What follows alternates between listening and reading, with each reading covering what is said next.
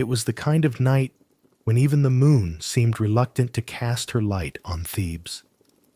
The air hung heavy with the scent of the Nile, damp reeds, stale fish, and the faint sweetness of lotus blossoms wilting in the summer heat.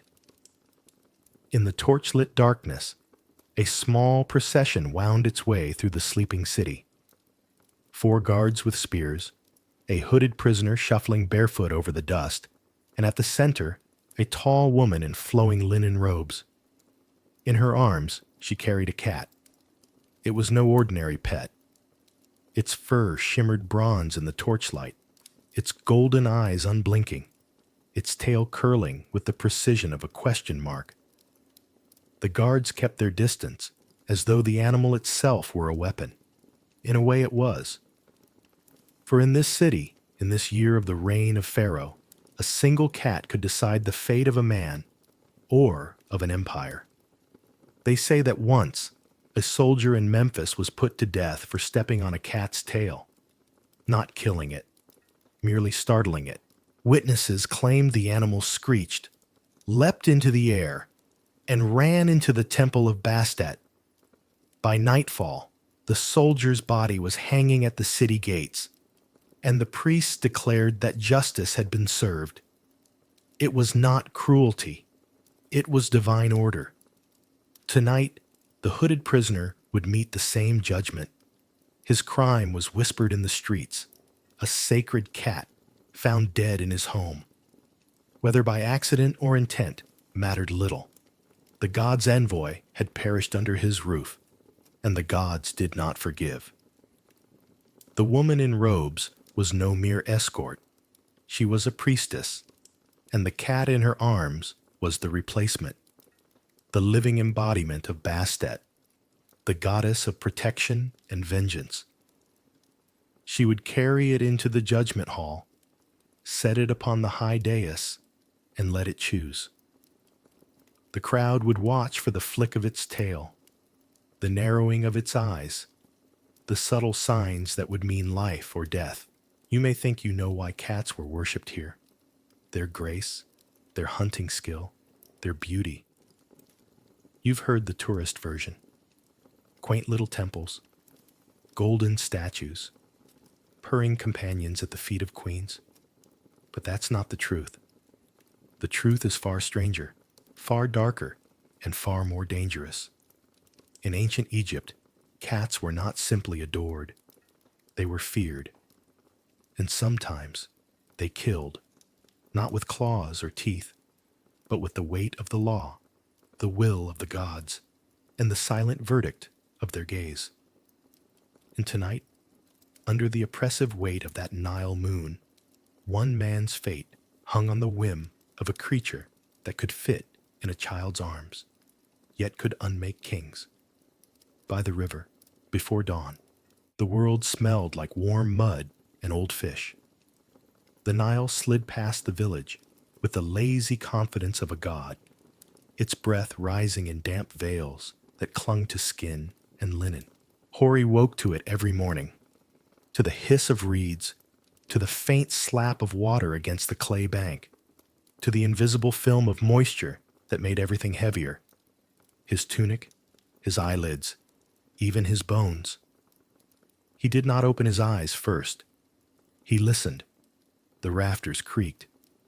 The straw scratched his shoulder blades through the thin mat. A whisker brushed his cheek. The whisker meant Kefti had returned from his rounds. The cat's body, small and coiled, settled like a hot stone against Hori's ribs. He felt the thrum begin, the low, steady purr that traveled through his chest, through the mat, into the packed earth beneath.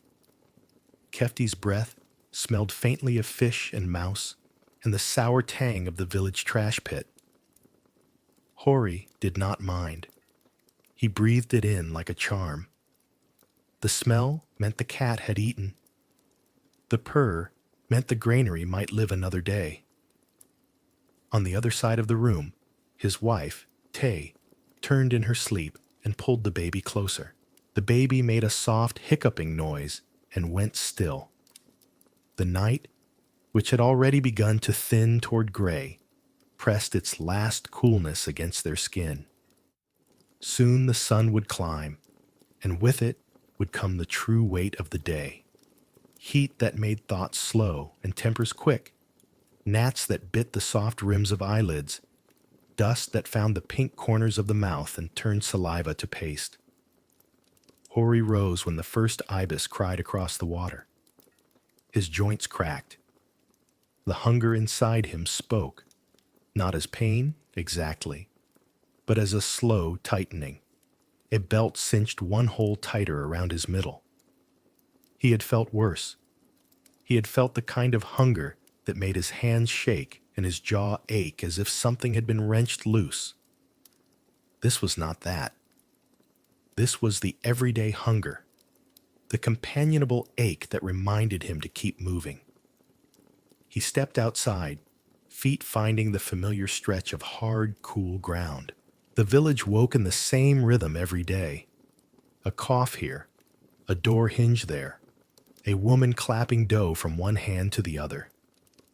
Farther off, a donkey brayed, offended by the morning. Hori rinsed his mouth with a splash from the water jar and spat into the dust. The taste of sleep left his tongue. In its place came the iron tang of the river air, and beneath it, the ghost of something rotten, fish scales turning to slime in the heat, the village midden softening toward noon. He ran a hand across his chest and felt the salt crust in the hair. His linen was stiff, where sweat had dried and salt had gathered, tiny ridges that scratched when the fabric moved. When he lifted his arms to stretch, his skin pulled tight over ribs and collarbones. That used to frighten him, the way his body could shrink and harden during a bad season, the way his belt had to be knotted twice to keep from slipping. Now, it was simply a fact, like the bend in the river or the temper of the overseer at the granary. Kefti wound around his ankles and then trotted ahead, striped tail vertical and triumphant. The cat as a flag, the cat as an arrow pointing at what mattered. They began at the traps, as they did every morning during the lean months. Behind the house, where the shade of the sycamore and the mud brick wall held the nights cool a little longer, Hori kept his simple snares, loops of braided flax, clay pots propped with sticks, bait made from stale barley mash and fish heads no one wanted. He lifted the first pot and felt the weight. A rat thrashed inside, thudding against clay. Kefti's ears flicked. Hori did not linger. He tipped the pot, snapped the creature's neck with a swift movement, and set the body aside for the small, bright eyes now watching his hands. 2 more pots. 1 empty loop. 1 loop dragging in the dust, chewed through. He reset it, fingers moving by memory. The cat ate without sound, except for the tiny crack when a rib gave way under a tooth. Good hunter, Hori said, and meant it. He always spoke aloud to Kefti when they were alone, not as to an animal, but as to a companion who shared his work. Words, even small ones, kept the fear quiet. The fear that lived in the granary. The granary was not owned by Hori, or by anyone in the village. It was the Pharaoh's, like the river, and the dark fertile mud, and the sky that arced over both. But the grain inside it was the difference between life and pest-eaten death, and so the granary had a smell that was almost holy, dry dust and chaff, the green straw scent of husks, the faint bitter of mouse droppings that made his teeth ache with anger. The overseer, Meru, met Hori at the threshold, stylus behind one ear, eyes already narrowed against imagined theft. "You are late," Meru said, though Hori was not. "The night chews while you sleep." "The night chews more when we work tired," Hori said, and bowed before his words could be mistaken for insolence. He felt the familiar prickling along his scalp, the heat, and the tiny creeping itch of fear. In the corner, a shrine to Bastet watched them, a small wooden cat with gold leaf flaking from its ears, a ribbon of faded linen around its neck. Someone had set a saucer of milk before it. The milk had soured, a skin forming that wrinkled and lifted like a tiny hand when the flies landed. Meru's nose twitched. "Do your rounds," he said. "The scribes will weigh at noon." Kefti trotted ahead, tail like a metronome, steered by a nose that knew more than Hori's eyes could see. The granary was cool at first, a relief after the courtyard glare. But the cool held another thing, a dampness that should not have been there. Hori pressed his palm to the packed earth floor and felt it. Moisture. The wall near the north corner had a hairline crack, a thin brown smile through which the river had tried to breathe during the flood weeks. Moisture begat mold. Mold begat rot. Rot was a banquet call to everything that scuttled and gnawed.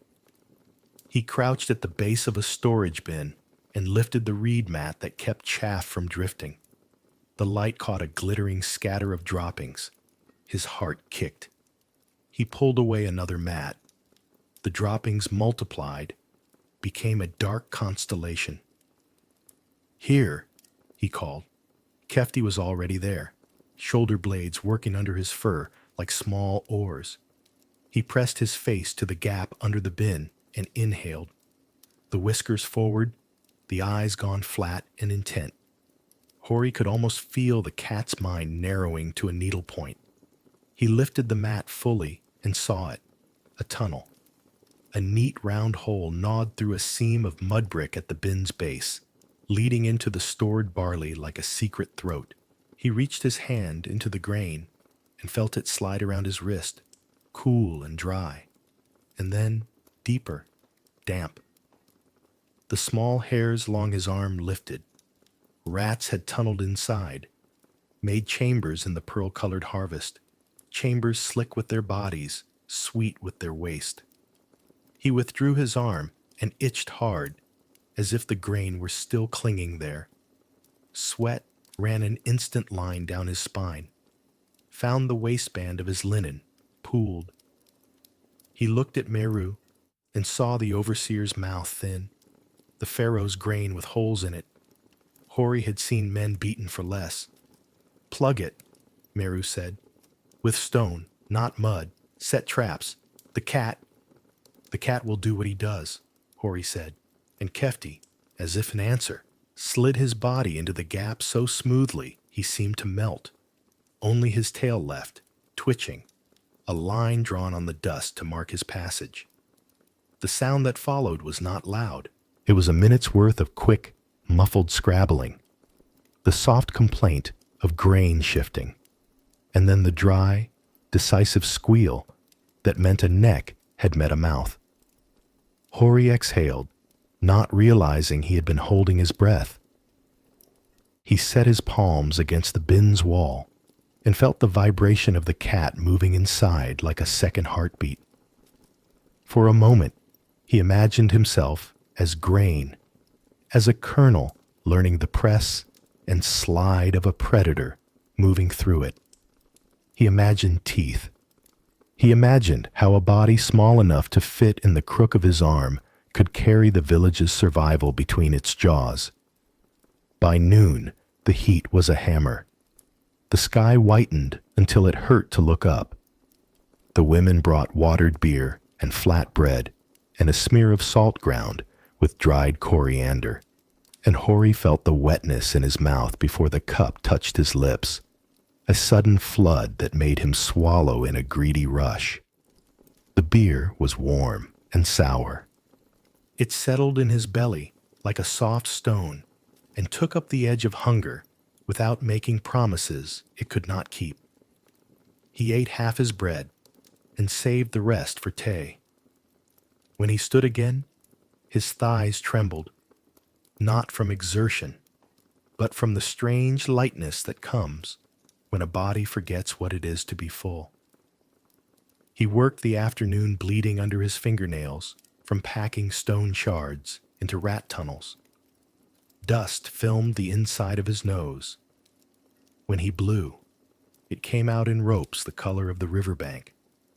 His shoulders burned. The linen stuck to his back as if a hot hand were pressing him toward the floor. He thought of Shade as if it were a person he once loved and could not quite remember. He thought of Kefti. The cat had become a rumor inside the bins, a shape that slid along the seams, a shadow that bent the grain like wind. Now and then, Hori saw an ear, a paw, the quick flex of a spine as Kefti burst from one hole and dove into another. Each time he emerged to drop a limp gray body on the floor. His sides heaved, the ribs showing, then settling, then showing again. His whiskers were dusted pale with chaff.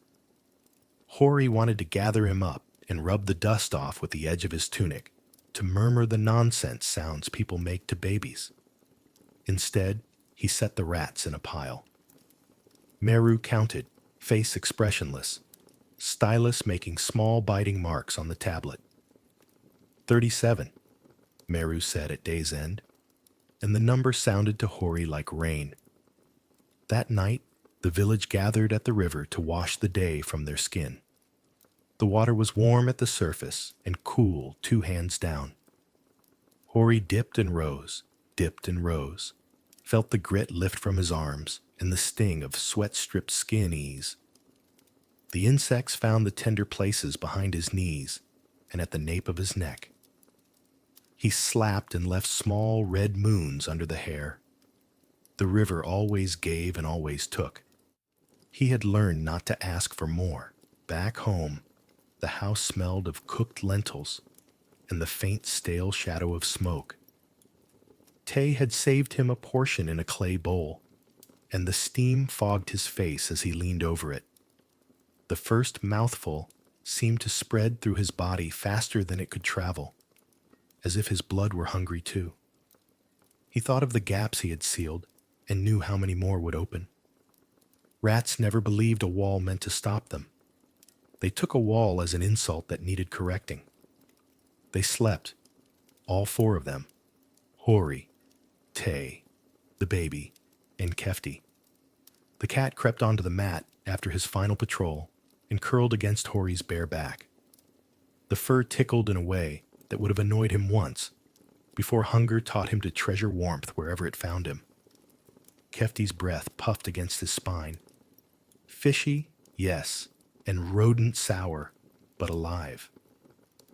Hori slept with that breath pressed into him, as if the exhale could push the day's fear out and carry it into the crack between wall and floor.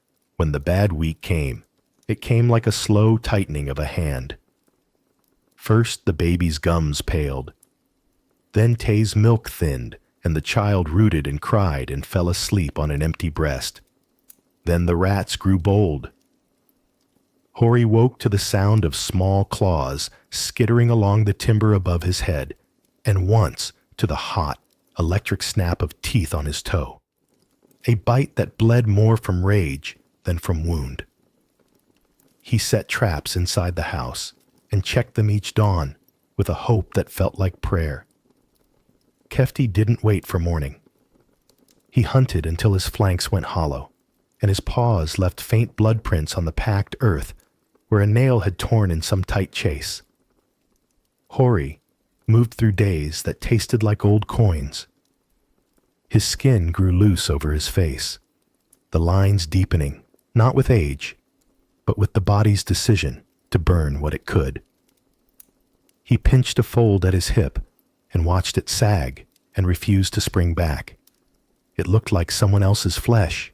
At the granary, his legs trembled on the ladder, and his hands, when he cupped them, formed bowls that could hold nothing. He started to drop things, the stylus, a pot lid, a stone. Each thud felt like a warning from a taller world. At night, sleep came in sharp pieces between cramps, the kind that folded him around his own belly until the room shrank and he could see nothing but straw and the shape his breath made in the air. He learned not to rise too fast. If he did, the world tilted and went to white, and the bees roared in his ears. He learned to measure water into his mouth as if his mouth were another person who might waste it. And still the rats came. They came from the river reeds and from the spaces under neighbors' walls and from the places where cracks met corners and decided to become doorways. They came with wet whiskers and bellies sleek with stolen barley. Hori's traps began to feel like arguments he could not win. Every day the pile of gray bodies grew. Every day new tooth marks appeared in new places, as if the rats held councils and drew maps and voted in secret on what to gnaw next. On the 7th night of that week, the wind shifted and brought with it a smell that made Hori's tongue go bitter. Rot in the grain. Not much. Not the sharp, sour reek of a bin lost beyond rescue, but a thread of it, thin and mean, the way a lie sounds in a crowded room. He went to the granary before dawn, Kefti a shadow at his heel, and pressed his face to the vent slits until the scent burned the back of his throat. He put his palm on the clay, and it bloomed damp under his handprint. He could have wept, but his body would not waste the water.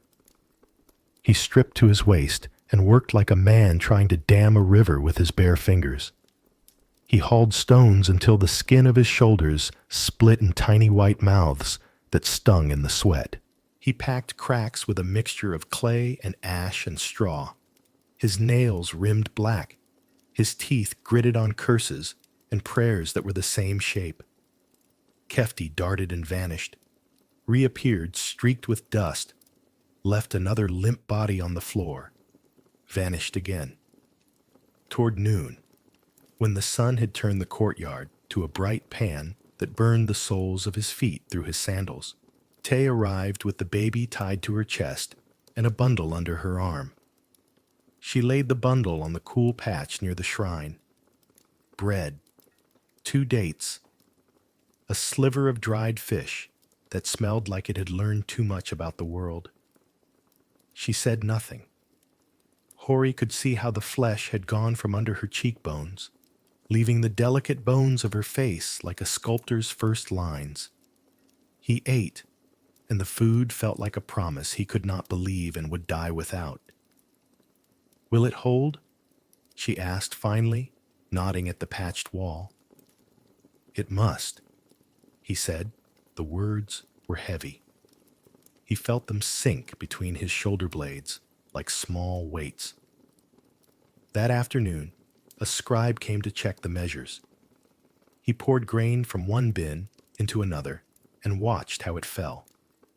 He pressed it into a tablet and examined the imprint for damp.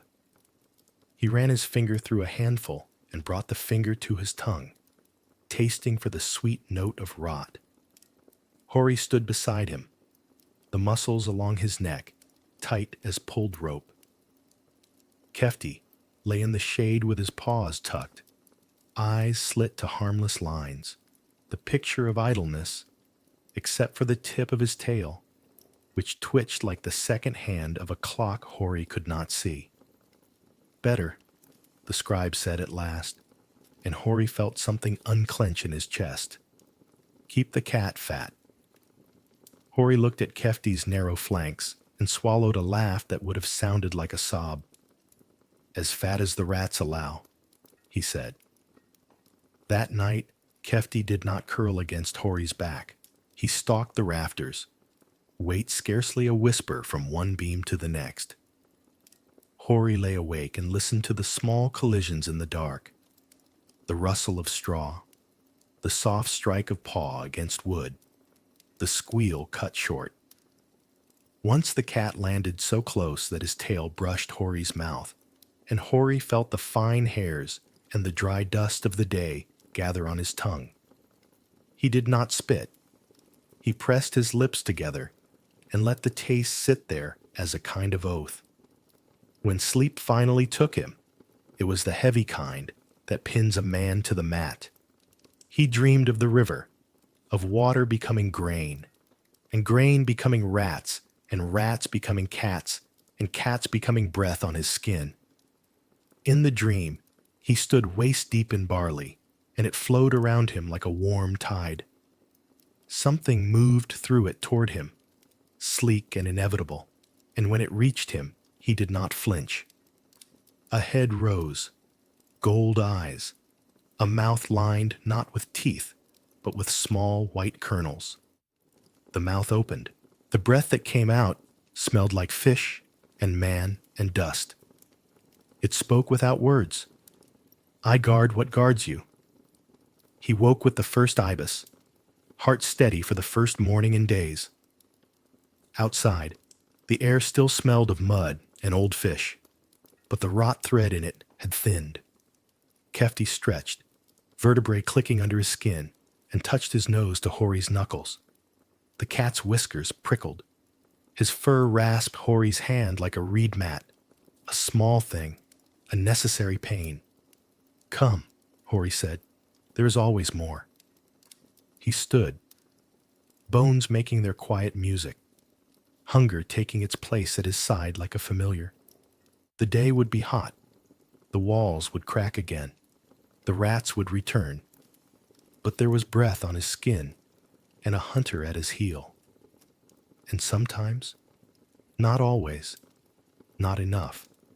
That was the difference between a season remembered for its graves and a season remembered for its stories. The first time Kefti drew blood from him, Hori told himself it was nothing, a flick of claws, no more than a scratch along the ridge of his forearm, the skin opening in a thin red seam that beaded and stopped. Cats were hunters. Hunters struck. He rinsed it with river water and thought no more about it, until that night when Tay's mother saw the mark. She took his arm in her thin hands and turned it toward the lamplight. Be careful, she whispered, not as advice, but as warning. Her voice held the weight of something older than the temple walls. The goddess watches through their eyes. Hori smiled in the way one smiles at the superstitions of elders, but the truth was, her words sank deep.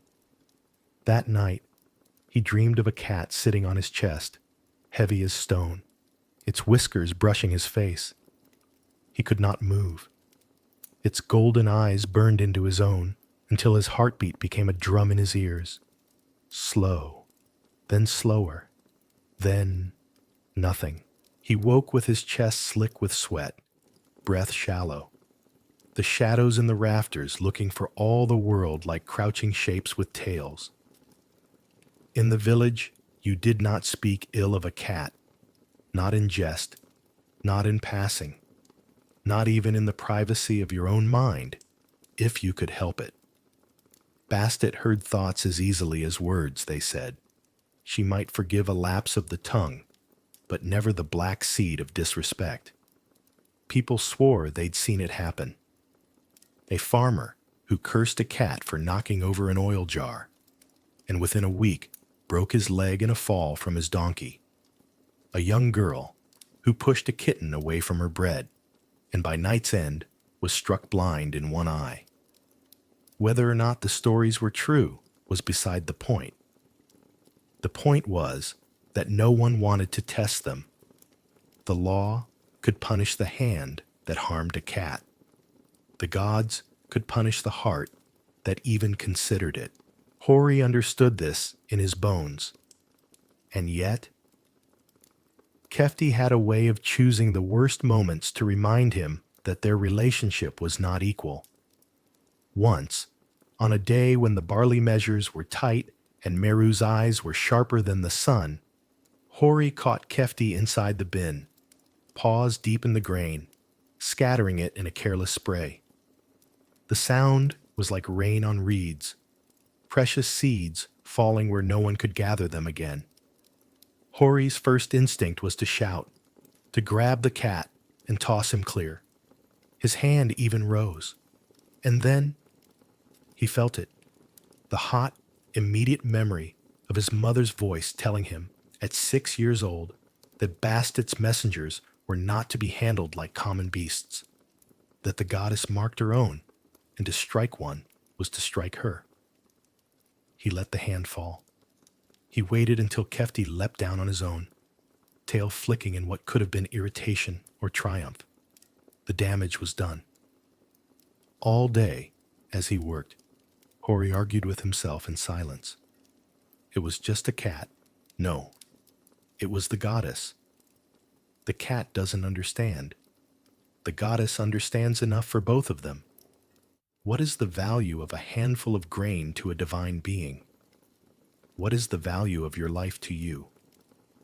By nightfall, the argument had exhausted him more than the labor. Fear in Egypt was not always a sharp, sudden thing. Sometimes it was slow, like a seep of water through stone. It filled the cracks and low places until you moved differently without even knowing why. Hori caught himself stepping around Kefti in his own home, taking longer routes to avoid disturbing the cat's nap. Once, he held his bladder through half a night because Kefti was asleep beside the pot, and he dared not wake him. The fear was not only of the law, though the law was iron.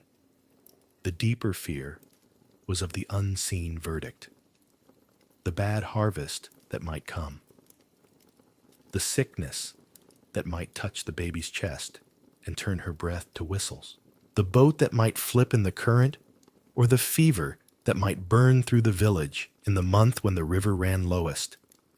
How easy it would be, in the mind of the goddess, to tie such misfortunes to a moment's disrespect. How impossible to prove otherwise. One evening, when the air was thick with mosquitoes and the water jars sweated in the dim light, Kefti knocked over Hori's only cup. It shattered on the hard-packed floor, a gift from his father, gone now these 3 years, that had carried water to him through harvest and flood.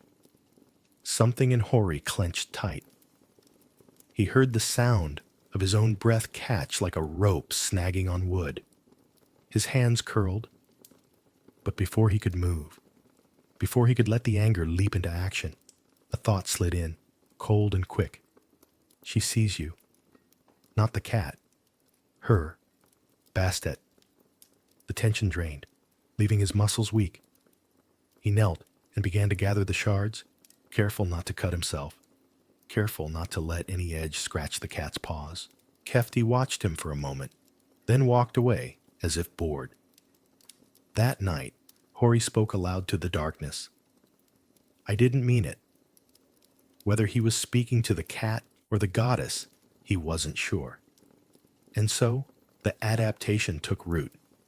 He learned to praise the cat when he wanted to curse, to thank him for killing a rat, even when the carcass was left where the baby could find it, to take the blame when Kefti tore the weaving from the cot's edge. This was not weakness, it was survival. In Egypt, you did not win against a god. You learned to walk with their shadow over you, never out from under it. And when that god had claws, you made sure they never turned your way. Hori's neighbors did the same.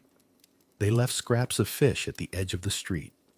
They poured milk into shallow bowls before the shrine's carved wooden cat, knowing the milk would curdle in the heat before any feline tongue touched it. It didn't matter. The offering was the point, because everyone knew. A cat might save your grain. A cat might guard your home. But a cat angered could end you without ever lifting a paw.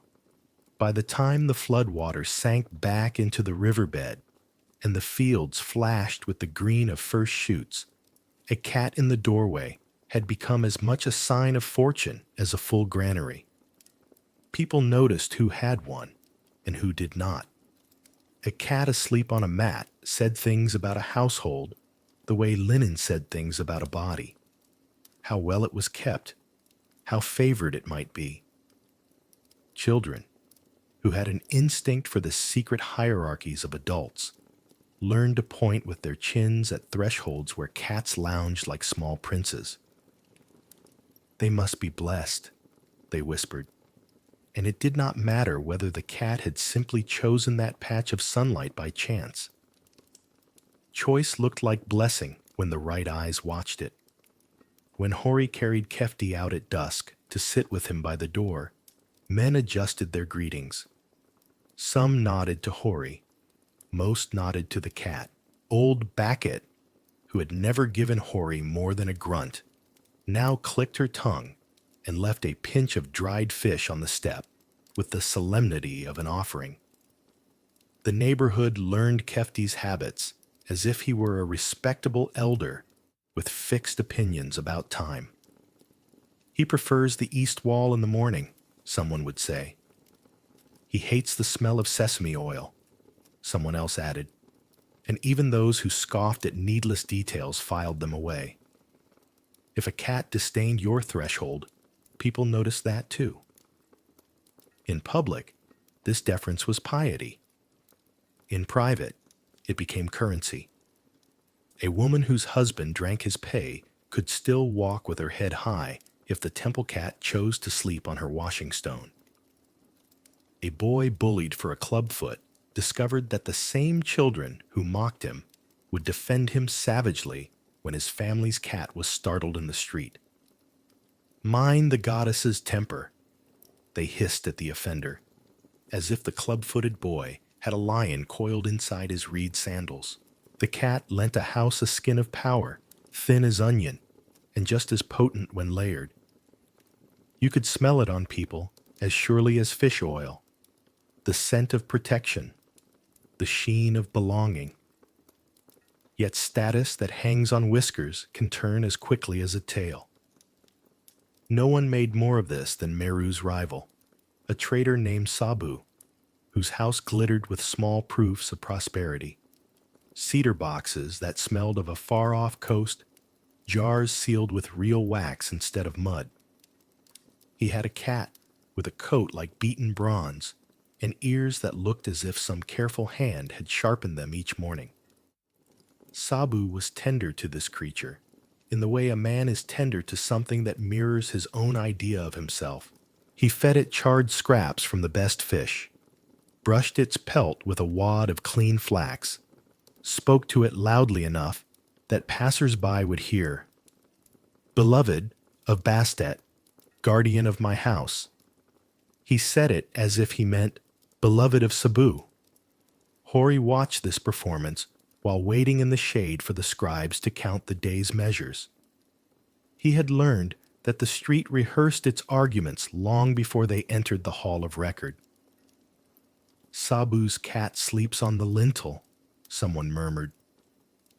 "Sabu's wife carried their cat to the temple for blessing," someone else chimed. All this flowed around the fact that Sabu had begun to buy cheap barley and sell it dear, a trick that left poorer neighbors bracing their door bars at night. Who would challenge him? Who wanted to risk a curse from eyes the color of honey? "If a cat chooses a man, the goddess has chosen," Tay's mother said, watching Sabu pass, cat draped over his arm like a scarf. "The goddess is never wrong." Hori looked down at Kefti, who had chosen Hori because Hori fed and made space and killed what needed killing. "Or the cat is never wrong," he said. The joke tasted like dust as soon as he said it. Even jokes had weight in the air these days. In a village that holds cats holy, piety can become a blade. The first cut came on a morning when the market reeked of onions and mud and eel. Sabu's cat darted under a mung bean stall and erupted with a squeal that made heads turn. It shot into the street like a bronze arrow, tail puffed, eyes wide, and vanished around the corner. The stall owner, a slow man with a child's round face named Pehen, stood blinking at the air where the cat had been. He looked down. His heel was planted in a smear of fish guts and a loop of rush cord. He lifted his foot, and from beneath it dangled a broken toy of sticks and string, the kind children use to pull small things along the ground. Not mine, he said, looking around at faces that had already begun to close. By noon, the story had changed. Pehin had kicked the cat. He had trapped it to teach it a lesson for stealing. He had cursed Bastet in the same breath he used to curse his wife. The story swelled like river water after rain, carrying debris that glittered just enough to distract from its speed. By sunset, Sabu stood in the square with eyes reddened by rage or smoke and shouted that Pehin had struck the goddess's messenger and must answer for it. If we do not protect what protects us, he cried, we invite famine by our own hand. He looked toward Hori and Meru as if the granary itself were a person that could testify. Pehin stammered. He touched his chest, his lips, his brow. Gestures meant to butter a god with reverence. I never, he said, and swallowed the rest. The crowd did not want a denial so early in the tale. Denials end stories, and the square wanted beginnings. In Egypt, there were courts, and there were also the courts inside the street. The street convened itself that night, and Hori found himself drafted into it not because he wished to judge, but because he was believed to understand cats. He had Kefti, after all. Meru came, because granaries and cats had long made common cause. Two elders came because age likes to watch age happen again. Sabu came because he smelled opportunity as keenly as Kefti smelled rat. They gathered in the long room behind the brewer's house, where the air was thick as porridge and smelled of yeast, wet clay, and men's breath. Lamps burned low, so the moths would drown themselves in oil slowly, one small suicide after another. On the floor in the center lay a bright scrap of linen, flecked with a few bronze hairs. Sabu pointed at it as if the goddess herself had left it signed and sealed. Proof, he said. Proof that your cat sheds, the brewer muttered, not as loudly as he might have in a room with more air and less Sabu. Hori crouched and pinched a hair between finger and thumb. Fine, straight, the color of river sand at noon. He could not tell whether it came from Sabu's cat. He did not say this. Instead, he asked Pehin to tell the story once, slowly. Pehin did. His words moved like a donkey on a hot day, halting, obedient, stopping where they shouldn't, starting again at the wrong speed. I didn't see him, Pehin said. I stepped, that is all. The cord, it was under the table. I didn't see. Under your table, Sabu snapped, quick as a lizard's tongue. The market's table, Pehin said helplessly, and Hori felt the room lean toward one outcome. The market belonged to everyone, and therefore to no one. When the floor is everyone's, the trap is always yours. Let us ask the goddess, one elder said into the humming air, and the suggestion landed with the force of inevitability. In a place with few written signs and too many spoken ones, the tail flick of a cat could carry a case from rumor to decree. They sent a boy to fetch the temple cat. They sent another with a cup of beer to the priestess who knew how to read what tales wrote. While they waited, the room folded into smaller clusters. People rehearsed their reasons for what was about to happen. Some spoke of the sanctity of cats with the righteousness of people who had suffered a thing once and never recovered. Some spoke of the need to scare young men who swaggered because fear had not yet met them. Sabu spoke of order in a voice that slid around the word like oil on stone. Hori said little. He watched the doorway for the boy to return and wondered at the strange animal lives of stories, how they sniffed one another how they fought for dominance, how some hunted in packs and some hunted alone. The temple cat arrived in the arms of a priestess Hori had seen once at a distance, a woman with a face shaped for severity and eyes that had learned how to soften for infants and lies. The cat itself was not Sabu's. Larger, older, bearing the moth-eaten dignity of a creature stroked by so many hands that it had become a piece of furniture in the house of the divine. It blinked at the room, yawned, released a fish-tanged breath, and made a sound in its throat that was not quite disdain and not quite boredom. The priestess set the cat on the bright scrap. It sat. Someone exhaled a thank you like ash. Sabu smiled his small, tight smile. The priestess lifted a slim hand. "Wait," she said, and the room obeyed, the way straw obeys fire. She moved a clay pot to one side. She took a cup from Payan's twitching fingers and set it 2 handspans away. She clicked her tongue twice, not to the cat, but to the air between the cat and the cup. The temple cat turned its head and looked exactly there, where the click landed. Hori felt it then, the theater they were about to perform under the name of fate. He did not resent it. Theater uses rules. Fate often does not. "Ask," the priestess said. Sabu did, his words made careful and simple, as if for a child. "Beloved of the goddess, did this man harm your sibling?"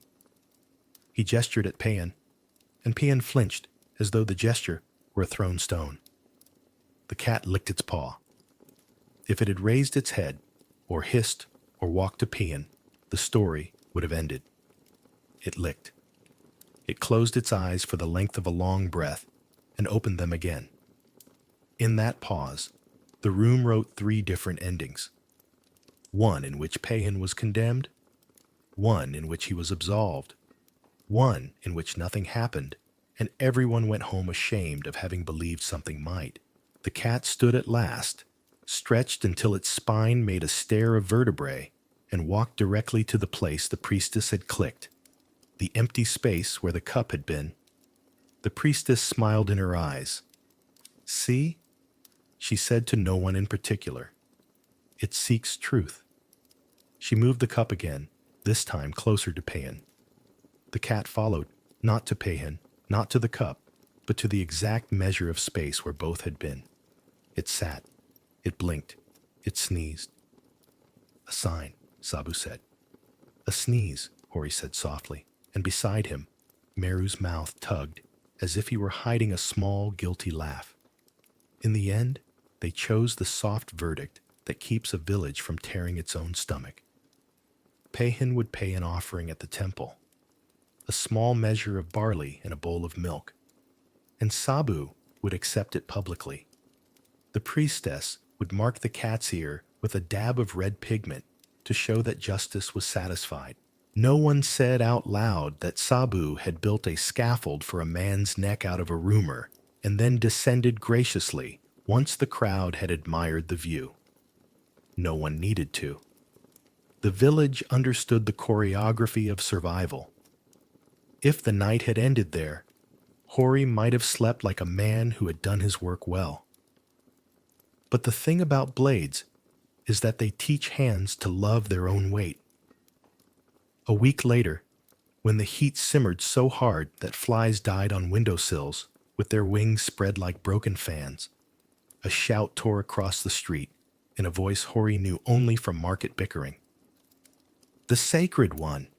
cried Nenny, a reed merchant whose fortune rose and fell with the river's moods. "Dead!" People arrived the way dry grass arrives at a spark, all at once, all leaning forward, all making the sound that says they have come to see, not to help. In the narrow alley behind Nenny's house lay a cat with its mouth open in a pink O, the tongue like a dark leaf. Its fur had the dullness of a pelt gone wrong. Flies buzzed, their bodies black commas punctuating the gap between life and after. On the ground near its paws A thin line of foam had dried into a brittle lace. Poison, someone said immediately. Someone fed the goddess poison. Hori knelt, despite the heat rising from the clay, like breath. He did not touch. He listened. There is a way the air changes around the newly dead, a way sound goes thinner, as if unwilling to bruise what it no longer understands. He sniffed and caught a tang that was not rot and not fish and not river, a bitter like chewed bark.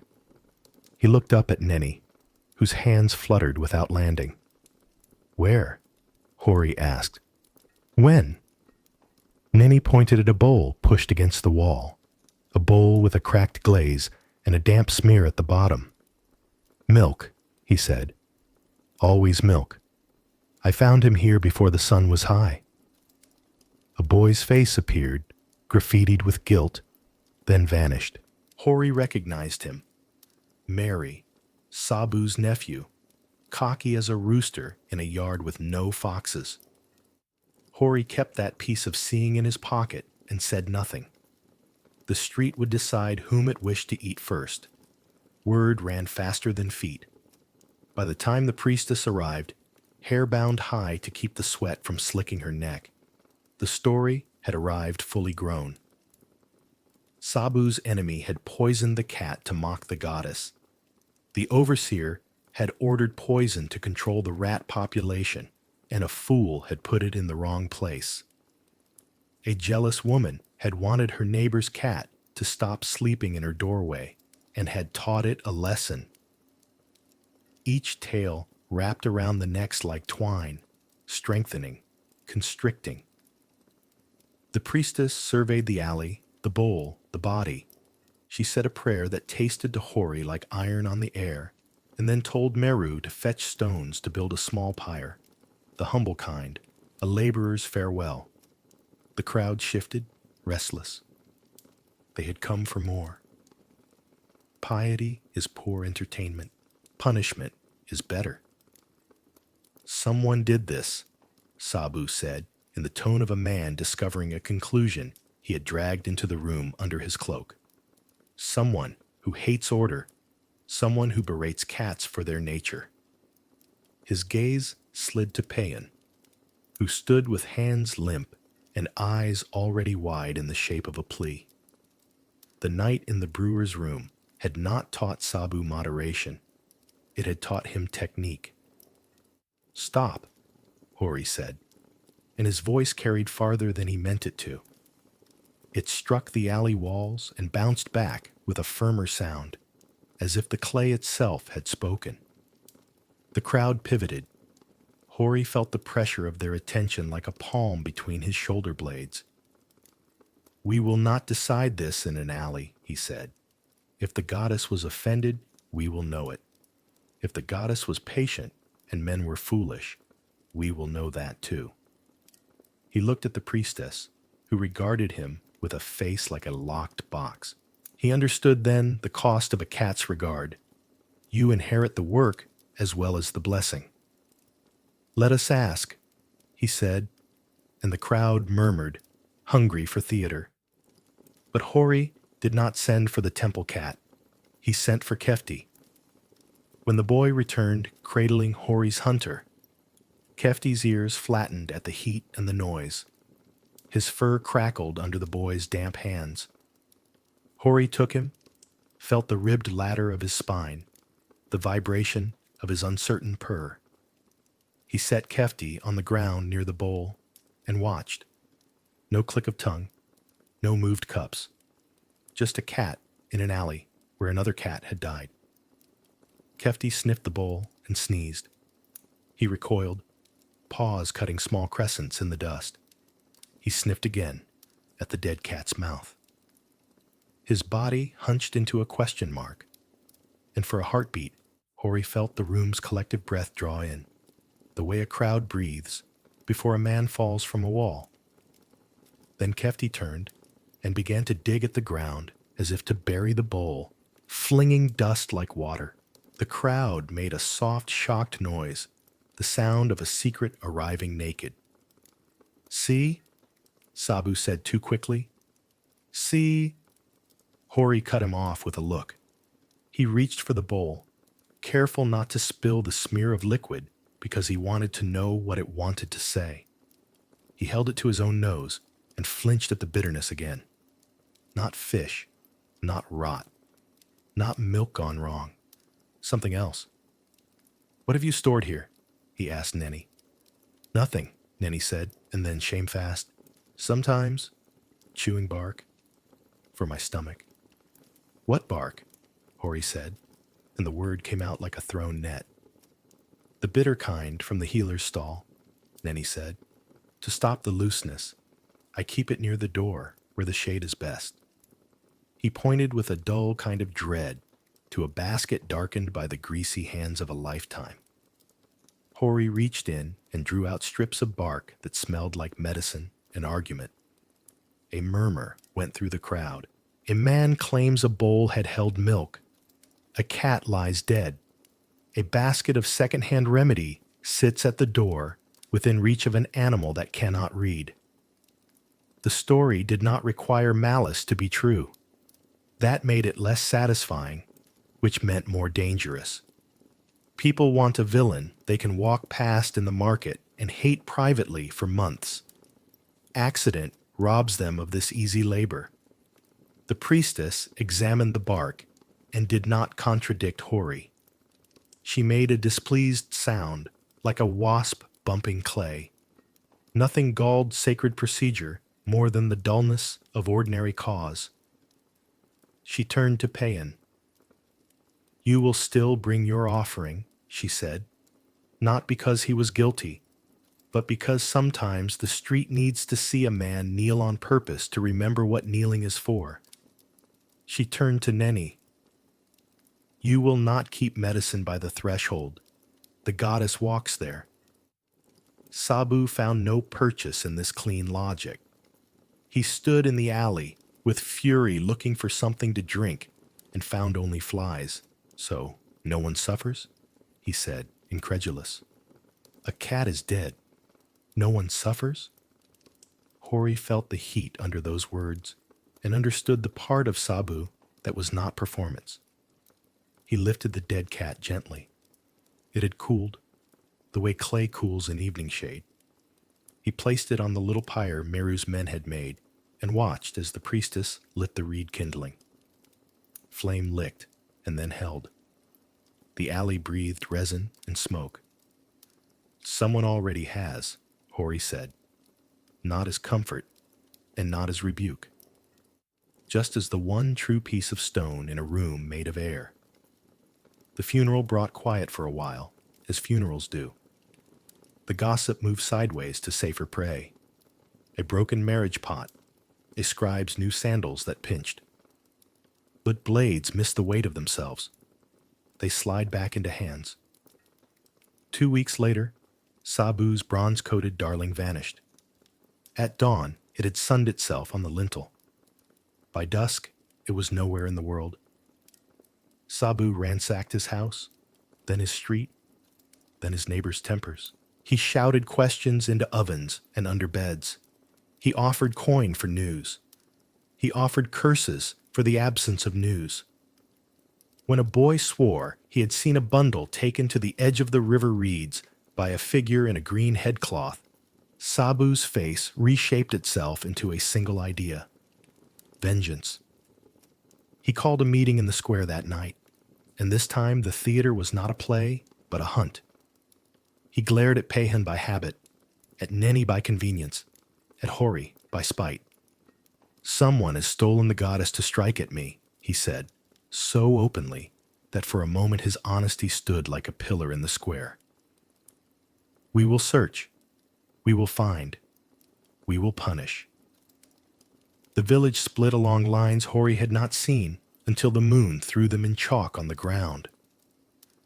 On one side, those who liked Sabu, and those who feared him, and those who enjoyed the shape his anger gave to their own. On the other, those who disliked being told where to stand. Between them, people who simply did not want cats to die. Hori could have stayed home. He did not, When the village disperses into the dark in search of a story, it needs someone who prefers grain to glory. He walked with Meru and two boys who had learned quiet from watching rats, Kefti at his heel. They swept the alleys with eyes trained to see what people discard. A tuft of fur snagged on a splinter, a smear of something pale on a wall at cat height, the soft dent a body leaves in dust when it starts and settles. They found a thread of bronze hair on a reed basket by the healer's stall. They found 3 more at the corner where the dogs slept. They found nothing else. At the river, the reeds clicked together, and the night smelled of green rot and breath. "Here," one boy whispered, and Hori saw it, a place where reeds had bent and not sprung back, where the water held a scum of oil that was not river-borne. He crouched and touched the surface. It shook like a held-in sob. He did not say what he thought. He did not have to. Everyone knows the silence of an answered question. They did not find the cat. They found the absence of it, a negative shaped like grief. The village, which had arrived armed with questions, went home with superstition instead. In the days that followed, doors bloomed with chalk marks, little eyes and whiskers drawn by fingers that wanted to be seen by gods. Bowls appeared on thresholds like mushrooms after rain. Sabu's rage congealed into piety. He made an offering of incense so thick the street coughed. He promised a gold earring to Bastet's statue if his cat returned, and promised a curse for the man who had touched it if it did not. When curses simmer, alliances boil. People who had never spoken at length found themselves shoulder to shoulder at the temple, eyes lifted to the same bronze face. Hori watched neighbors who had spent a decade not forgiving each other for small loans suddenly sharing fish soup at the temple gate, their heads bent over steam like conspirators. The temple, clever in the way old buildings learn to be, opened its cool rooms to the heat drunk. The priestess, who had no taste for Sabu's theater, but every talent for reading a village's weather, invited those who sought omens to wash their hands at the same basin. "You will see what you need to see," she said. And they did. Out of this shared heat, a new thing formed. A group half made of concern, half made of suspicion, calling itself a council. It had no formal sanction. No scribe wrote its name. But it met in the evenings with the gravity of men who have discovered their first wrinkle and decided it is the world's fault. Hori was pulled into it by the simple force of having a cat, of showing up. The council declared that any future harm to a cat would be investigated not by rumor, but by method. They would trace bowls. They would taste medicine. They would check the reed beds and the roof beams and the granary bins. "We will be the goddess's eyes," said a potter's wife. And no one laughed because she had buried 2 children in one flood season. And you do not laugh at a mouth that has learned how to close around a name and not say it. The first test of the council came sooner than anyone wanted. A kitten, one of the temple's brood, was found limp under a cart, its body unmarked. The owner of the cart was a man named Dedu, who had once cheated Sabu in a deal over cedar shavings and had been paying for it with small humiliations ever since. The square drew in breath. The chorus prepared to sing. "Stop," said the council, surprised to hear its own voice. It gathered in Dedu's yard under an awning that was more holes than cloth. It inspected the cart, the axle smeared with older grease and newer palm sap. It followed an ant trail to a broken pot of dates and listened to the buzz that dates attract when they are too far gone. Hori, kneeling, felt the heat coming up from the earth. and wondered how anything as fragile as breath survives in a world that insists on burning. He lifted the kitten carefully and found a fleck of something bright at the corner of its mouth. He touched it with his tongue against his better sense and grimaced at the sweetness of fermented syrup. "Drunk," he said. "The gods won't take offense at a fool who drank himself to sleep and woke in the wrong place. They may even forgive Dedu for not scraping his axle." The council's verdict, read by the priestess to a crowd bristling with unused anger, was a small masterpiece of maintenance. It named no villain. It named carelessness and the heat.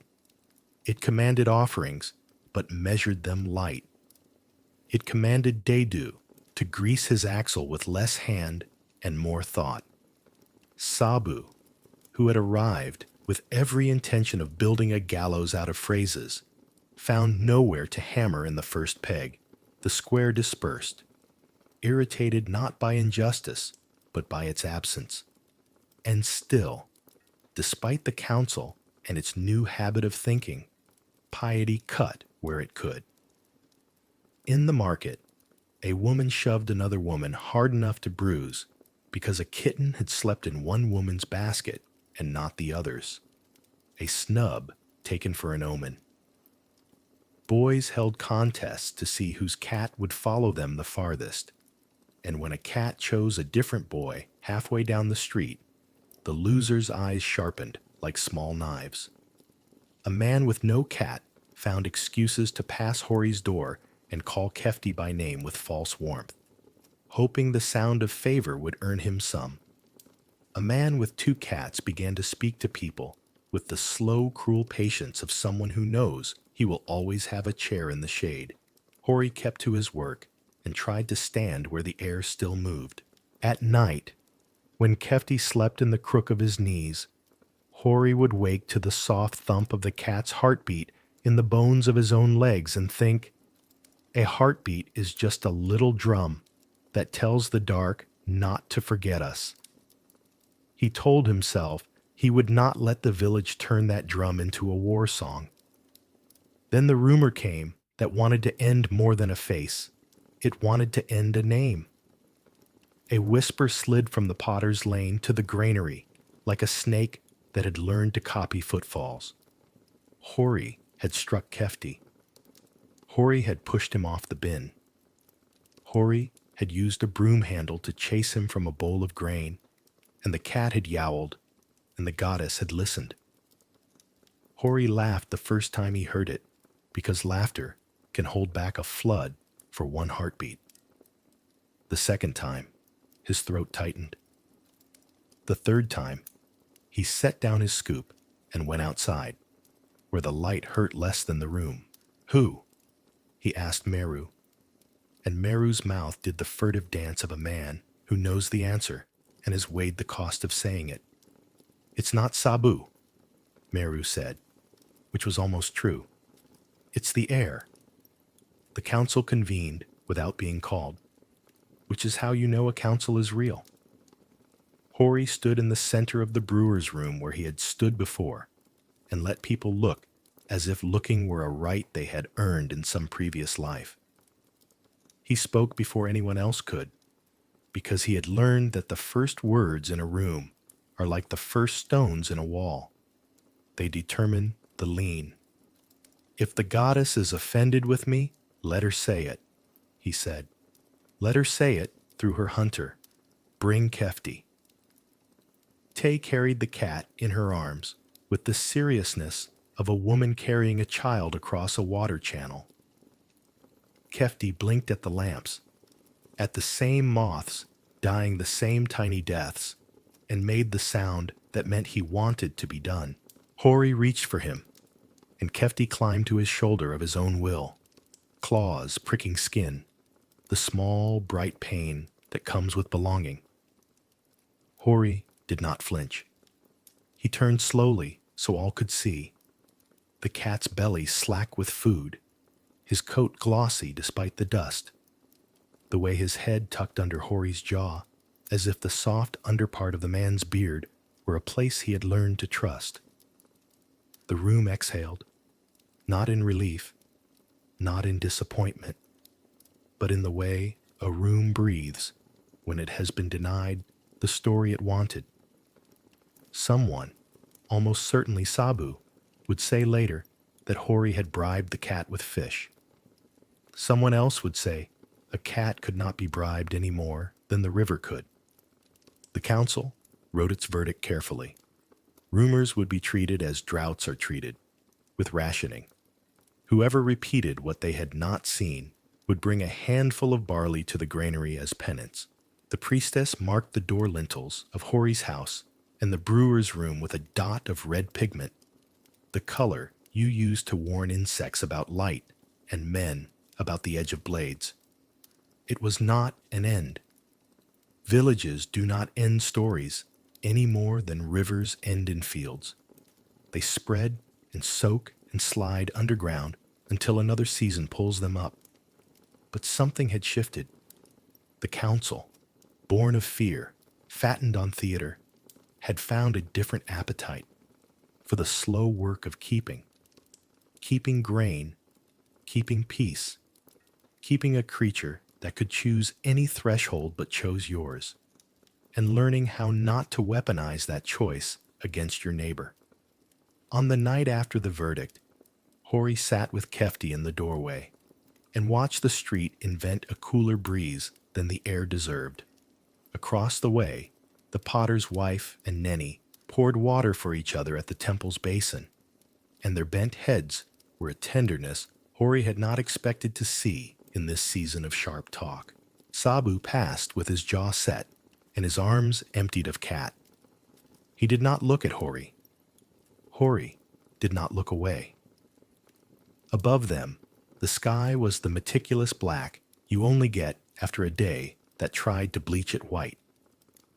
Somewhere in the reeds, a heron made a noise like a wooden hinge learning a new trick. Kefti lifted his head. A rat skittered where wall met dust. The cat's body became a single thought. He slid away, soundless as breath. Hori smiled in the quiet way a man smiles when a small, exact thing happens just as it should. Tomorrow would come with its markets and its rumors and its braided, brittle justice. Tonight, the hunter hunted.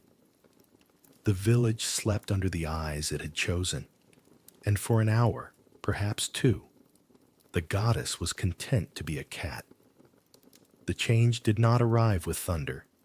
It came on pads, soft as breath, and settled into Hori's life so quietly that he could not say which moment had opened the door. Perhaps it was the night of the alley pyre, when smoke braided with the bitter of medicine and the sweet of burned hair and the priestess's prayer made the air taste like iron. Perhaps it was the morning he woke to find Kefti sitting on his chest.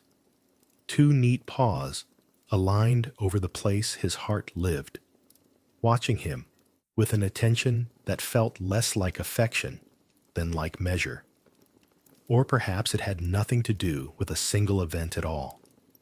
Perhaps it was simply that a man who rises each day to feed his family and hunt an enemy he cannot see comes, over time, to understand that the world is not divided into animal and God so much as it is braided from both. Hori began to notice the places where cats marked the border between what could be touched and what could only be named. At the granary, when the lamps were snuffed and the counting rods lay in their baskets like sleeping eels, Kefti would prowl the perimeter in silence, his body drawing a thin line along the wall that said, "Out there is your order. In here is the dark you do not master." The rats respected that line more than they respected men. Men shouted. Cats did not shout. They simply appeared where fear was already forming and made the fear make sense by giving it a shape and a pair of eyes. The night began to teach him. It taught with small lessons, the way a river teaches a child's ankle about current, invisible, firm, patient. He learned the difference between the ordinary black of a courtyard with its lamps out and the thick, velvet black that comes when something has entered the room that was not there a moment before. He learned the sound of a moth's wings against unfired clay and the different sound of the same wings against a cat's ear, which absorbed rather than echoed. He learned that a body at ease and a body in prayer can look almost the same in low light. Only the breath tells.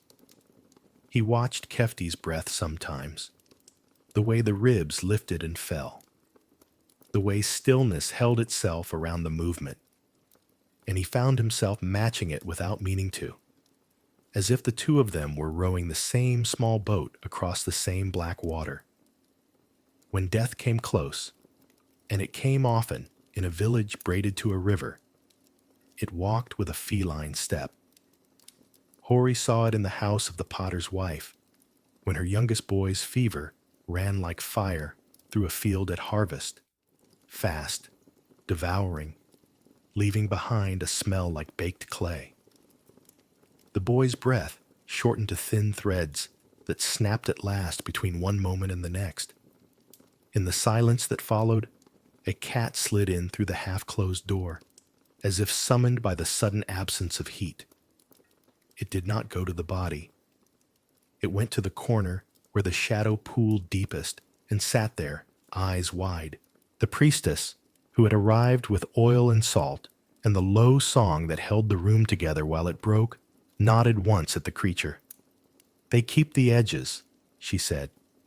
"They do not like holes in the fabric. Edges, holes, fabric." Hori turned those words over like river stones. In the days after, he saw cats at thresholds and understood why the old stories set them there. A door is a question. A cat is an answer that does not pretend to be final. He began, too, to dream at a different depth. In the older dreams, grain poured like warm rain, and rats flowed through it like fish, and Hori's hands were always full of something he could not hold. Now the dreams opened into rooms he had never entered, rooms where walls were painted with rivers that flowed upward and stars that fell like seeds into furrows of night. In these rooms, cats moved along the baseboards like thoughts. They sat atop the backs of chairs as if occupying thrones scaled to a truth humans could bear. They looked at him, not with the blank bright gaze he knew from daylight, but with a kind of recognition that felt older than names. He woke from these dreams with the feeling that his soul had been combed and set to rights. He did not tell Tay everything. He told her what a husband tells a wife when the palm of the world has shifted under him, and he does not want to make her stand where he is not sure, yet he can. "The cats know something," he said. She smiled without scorn and ran a thumb along the ridge of his brow, where he furrowed when he tried to lift more with his mind than with his hands. "Of course," she said, "they know the shortest path between two warm places." He smiled back, because that, too, was true. Truths nested in each other now, like bowls in a cupboard. The priestess noticed him noticing. She had a way of doing that, finding the one in the crowd whose eyes were turned not to the show, but to the shadow behind it. She stopped him one morning as he left the temple after setting a little dish of fish at the wooden cat's feet. "Do you ask for protection?" she said, "or do you give thanks?" He opened his hands and let them speak. "Both," he said. She considered. "Good," she said, and turned away with the expression of someone satisfied that a student had learned his letters and could be left to choose his own sentences. Still, the old fear lived beside the new reverence. When Kefti knocked the baby's toy into the fire and scorched its edge, Hori felt the heat behind his ribs that meant anger wanted to rule the day. He held the feeling like one holds a fish that will wriggle free if not given both room and grip. He looked at the cat. The cat looked back, unashamed, perfectly present. The feeling thinned.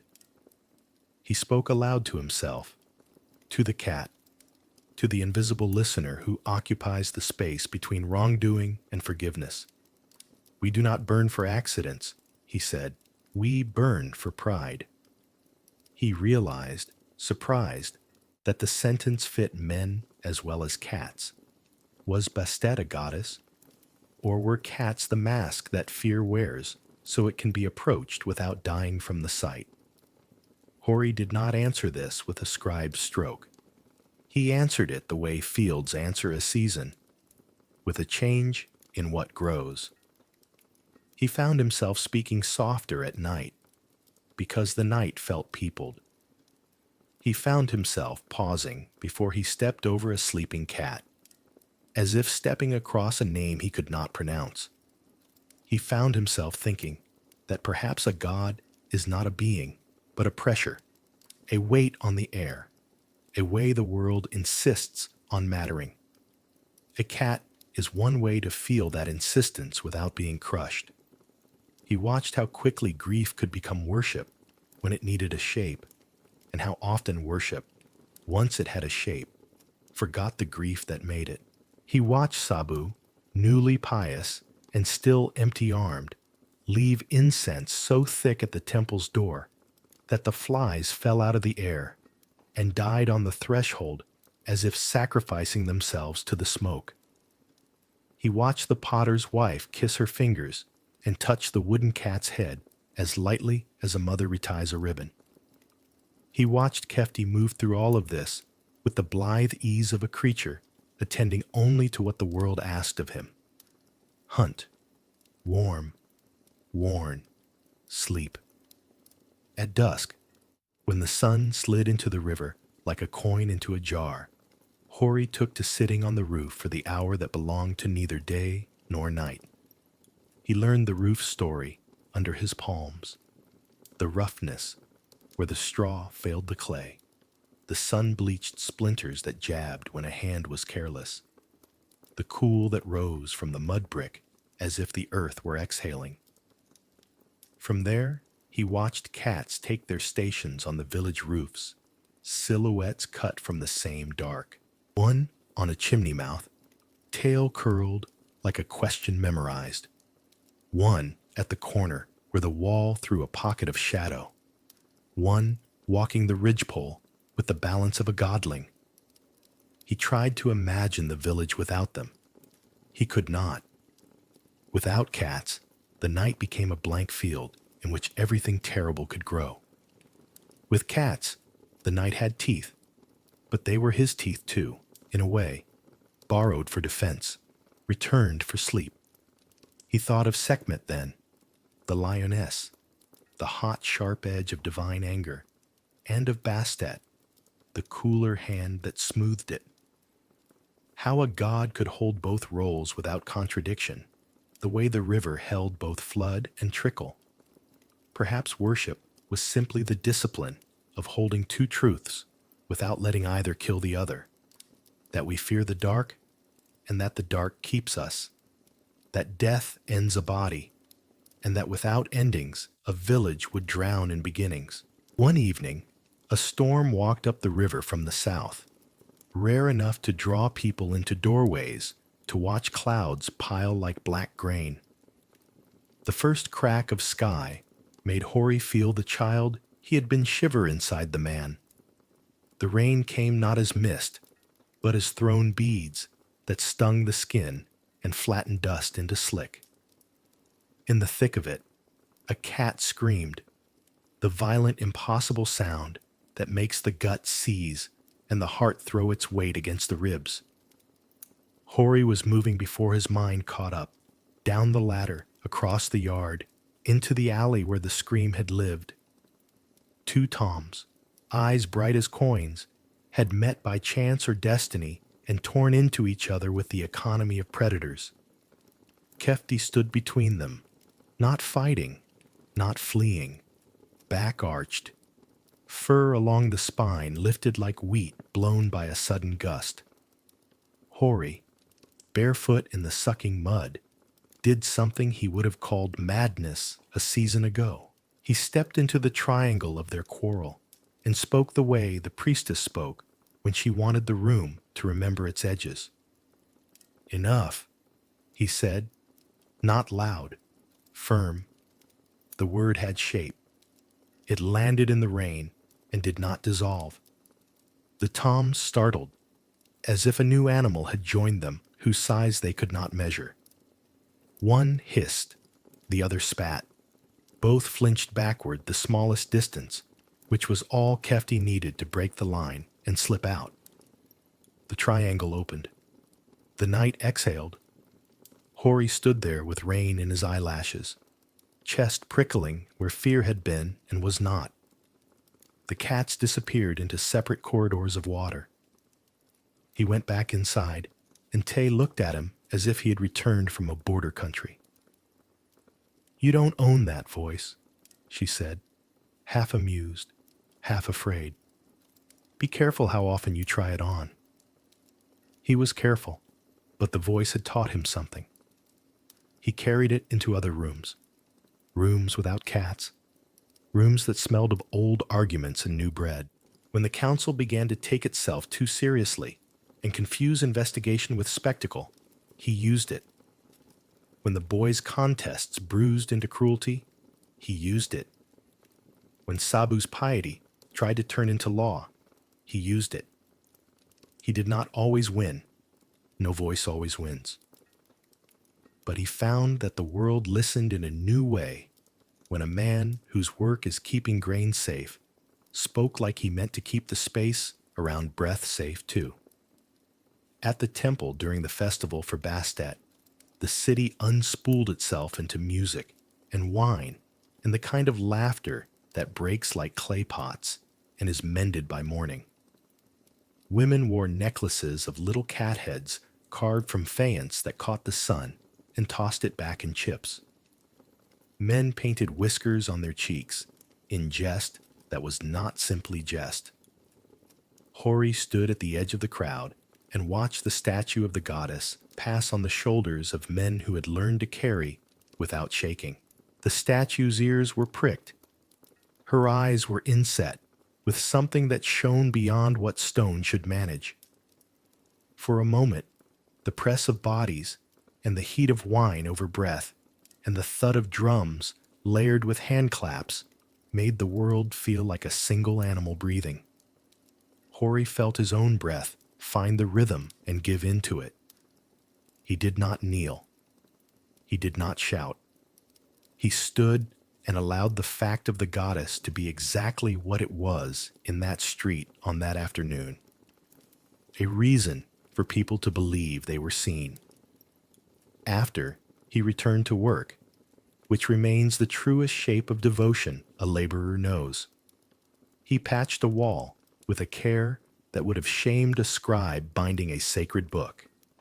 He set a bowl for Kefti in the shade and filled it with water cool enough to fog the clay. He sharpened a wooden peg until its point looked like an argument he would win and drove it where the wall wanted it, not where his pride did. He did these things with the calm of someone whose purpose was no longer borrowed from his fear. Between one season and the next, his language changed. He no longer said, "my cat," with the possessive hungering in the first word. He said, "the cat," or he said Kefti's name as if it were a place you could go and be warmed. He stopped thinking of the goddess as a person who might punish him for a thought and started feeling her as a current that ran through all the rooms he occupied. When a rat chewed through a newly patched seam, he did not read it as a curse.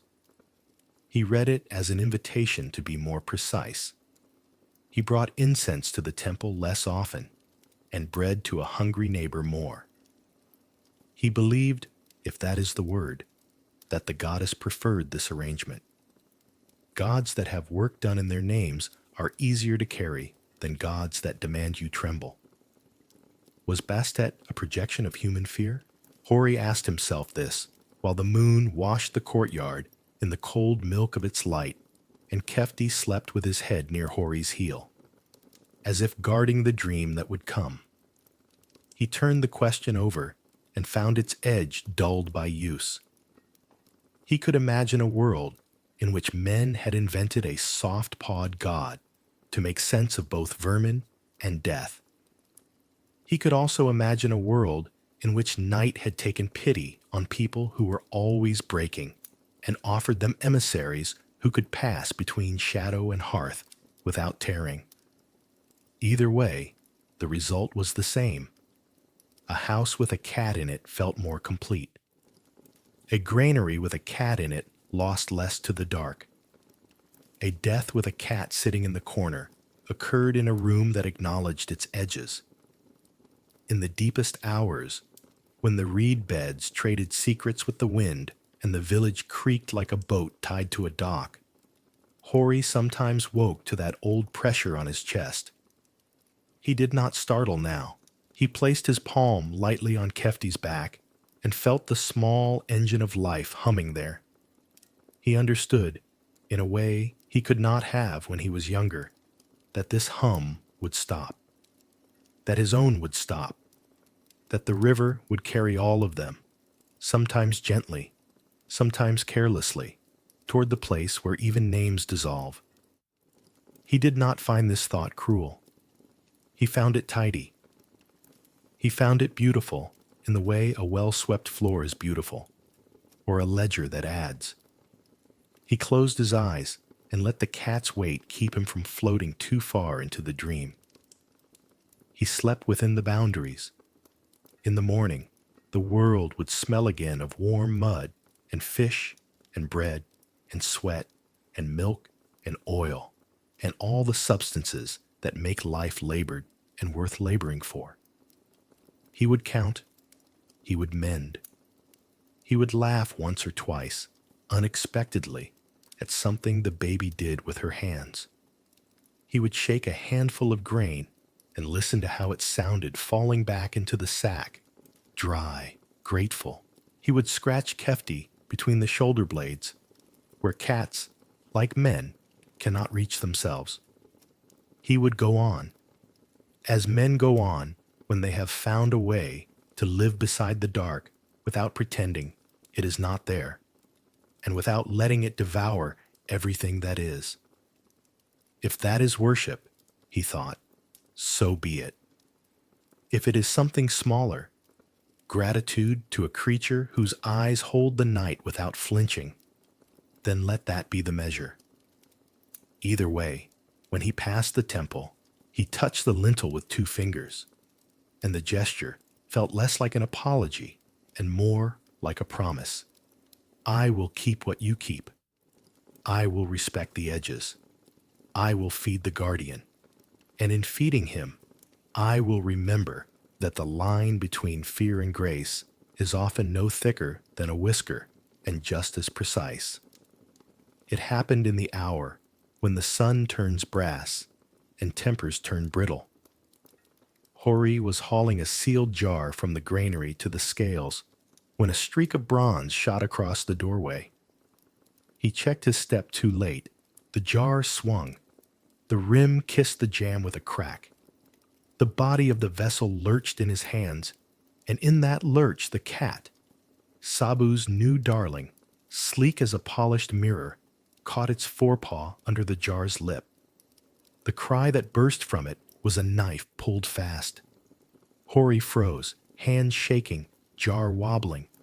He lifted, too slow, too human, while the animal skittered backward, paw held aloft, blood beating between 2 crushed toes like pomegranate seeds. The courtyard went silent in that tight, listening way that means a story is being born. Hori began, and Sabu was already there, as if he had been waiting in the shadow to be summoned by pain. He scooped the cat up with the tenderness of a man lifting an heir, then turned a face toward Hori that had forgotten tenderness existed. You struck the goddess, he said. No shout. A verdict. Hori felt the words land like stones inside him. I struck a jar against a jam. he said, careful, low. The cat was where a jar should be. The cat is where the goddess wills, Sabu said, louder now for the ears gathering at the threshold. The paw trembled, a bright thread of red trailing down Sabu's forearm. Witnesses, he called to the room, to the sky, to the part of himself that loved the shape of outrage. Witnesses to sacrilege. Meru stepped between them, stylus tucked behind his ear like a harmless dagger. Enough, he said to Sabu, to Hori. Go inside. To the room. We saw an accident. But even as he spoke the word, Hori heard how thin it sounded when laid against blood and God and Sabu's theater-trained grief. By dusk, the story had done its rounds and returned with armor on. Hori had maimed Bastet's envoy. Hori had grown proud and careless. Hori, who had been the village's cat man, the one they fetched to read whiskers and droppings, had been revealed as a hypocrite. Tay's mother gripped Hori's wrist with fingers that had forgotten gentleness.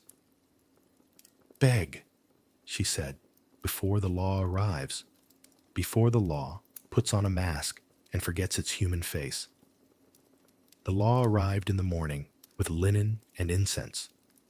2 priests of Bastet, eyes coal dark, hands clean, stood in the granary yard as if the ground itself had sinned. The priestess who knew Hori by the tilt of his questions came too. A line between her brows he had not seen before. Sabu stood to one side with his cat swaddled like a child. Its paw was bound in linen stained the brown red of yesterday's blood. The crowd arranged itself the way water arranges itself around stones. Curious, hungry, held back by nothing but its own surface tension. You are accused of wounding the sacred, a priest intoned. Formal words, old words, words that roll forward no matter what limbs they must climb over. I am guilty of clumsiness, Hori said. The jar slipped. The doorway is narrow. The cat... He stopped. He had learned not to put blame into cats. The crowd would hear insult. The goddess would hear insolence. I meant no harm, he finished, and the room felt the smallness of the sentence and leaned toward blood to fill it. The priestess lifted a hand. She set a small wooden image of Bastet on a low table and placed beside it a dish of milk, a strip of dried fish, and a clay cup filled with water from the temple well. We will ask the goddess, she said, looking at Hori and then at Sabu in equal measure. If the offense is accident, the gesture will be enough. If the offense is contempt, we will know. A priest recited. Incense burned with a sweetness that clung to the tongue. The temple cat, old, dignified, full of the bored authority of creatures accustomed to ritual, was brought and set on the table. It sniffed the fish, took a bite, turned, and, with a deliberation that made every breath in the yard stop, pressed its head against Hori's knuckles. The touch was the lightest answer. It might have been affection. It might have been the habitual seeking of a warm hand. In that ambiguity, the room wrote mercy. Accident, the priestess said. Sabu's mouth flattened, but even he could not argue with a gesture the room had already agreed to read as absolution. Yet mercy is not the same as forgetting. The priests said a penance, an offering of grain, oil for the temple lamps, and a week of service cleaning the shrine's threshold at dawn. Hori bowed. He would have scrubbed the whole city if it would have made the crowd's eyes soften. When he lifted his head, he caught the small, tired nod the priestess gave him. Not ally, not enemy, just a woman holding a village together with the thread of procedure. If the story had wanted to stop there, it might have. But stories, like rivers, rarely stop where men build their reeds. 2 days into his penance, a courier arrived from the north with dust in his hair and fear in his voice. He spoke of banners on the horizon, of men with beards like storm clouds and arrows that sang like insects, of a great king, the Persian, whose shadow had already darkened the mouths of wells. The market stilled, the temple filled. Rumor ran ahead of fact and dressed itself in armor. The invaders were not only soldiers, they were magicians. They had put spells on their shields. They could turn the Nile backward with words. Then came the story that made the priests strip fear down to bone. The Persians had found the one arm Egypt would not raise. In Pelusium, it was said, they had carried cats before them, painted Bastet on their shields, driven animals toward the Egyptian lines. The front ranks had faltered. Arrows wavered in the bowstrings of men who'd been taught since boyhood to see whiskers as warning and paws as holy. Who fires into the face of a god? Who keeps his place when a small, warm life runs, panic between his legs, and the enemy behind it raises a spear? The temple reacted the way the body does to heat. Sweat first, then fever. Priests called for fasting, for strictness, for offerings that would make the goddess stand with Egypt and not with those who used her image as a key to the city gates. The square, always hungry for spectacle when it could be dressed as duty, found new reasons to convene. This, Sabu said, gesturing broadly to take in Hori, the granary, the cats, the whole day, is what happens when piety softens. We must sharpen.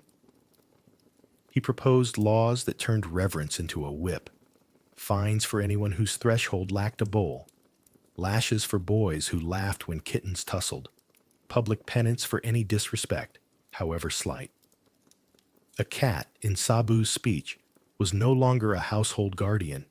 It was now a border stone. To chip it was treason. Meru argued for grain, for walls, for men who could lift spears without breaking. Hori argued for precision. Patch the seams rats love. Guard the stores the invaders will want. Feed the cats that feed the village. The priestess argued for sense. But fear loves the weight of new rules, and the city began to write them faster than it could read what it had already carved. Hori's case, tamed by the temple cat's nudge, found new teeth in this climate. Men who had been content with the word accident now tasted example. Scribes, itching to prove zeal, copied his name onto lists. In the alley, a boy with ash on his face and bravery on loan from the crowd spat near Hori's feet and whispered, "Cat breaker," as if trying on a curse to see how it fit his mouth.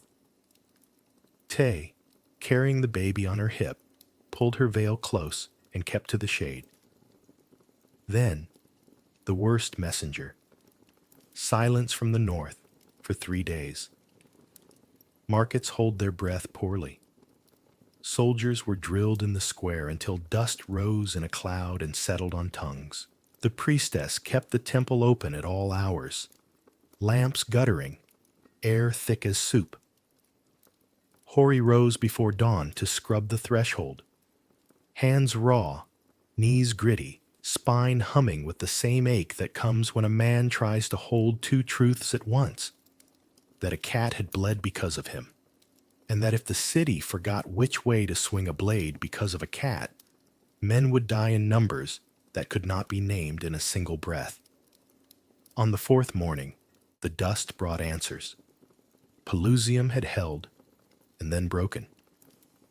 The tale arrived in fragments, as if ashamed of itself. Men said the Persians had laughed behind their painted shields. Men said Egyptians had wept as they laid down bows, rather than send shafts through the air where cats ran crying. Men said the goddess had turned her face away. Men said she had been stolen. Men said she had never belonged to any city but to night itself. The story changed with each mouth, but one thing did not: the fear that the invaders would bring the trick south like a traveling play and stage it at Thebes. In the council that night, Sabu's voice raked the room raw. "We must prove our devotion so loudly," he said, "that the goddess will not suffer her image to be turned against us." His solution was the ancient one: public oath, public sacrifice, not of cats. They were beyond the measure of men, but of men who had failed them.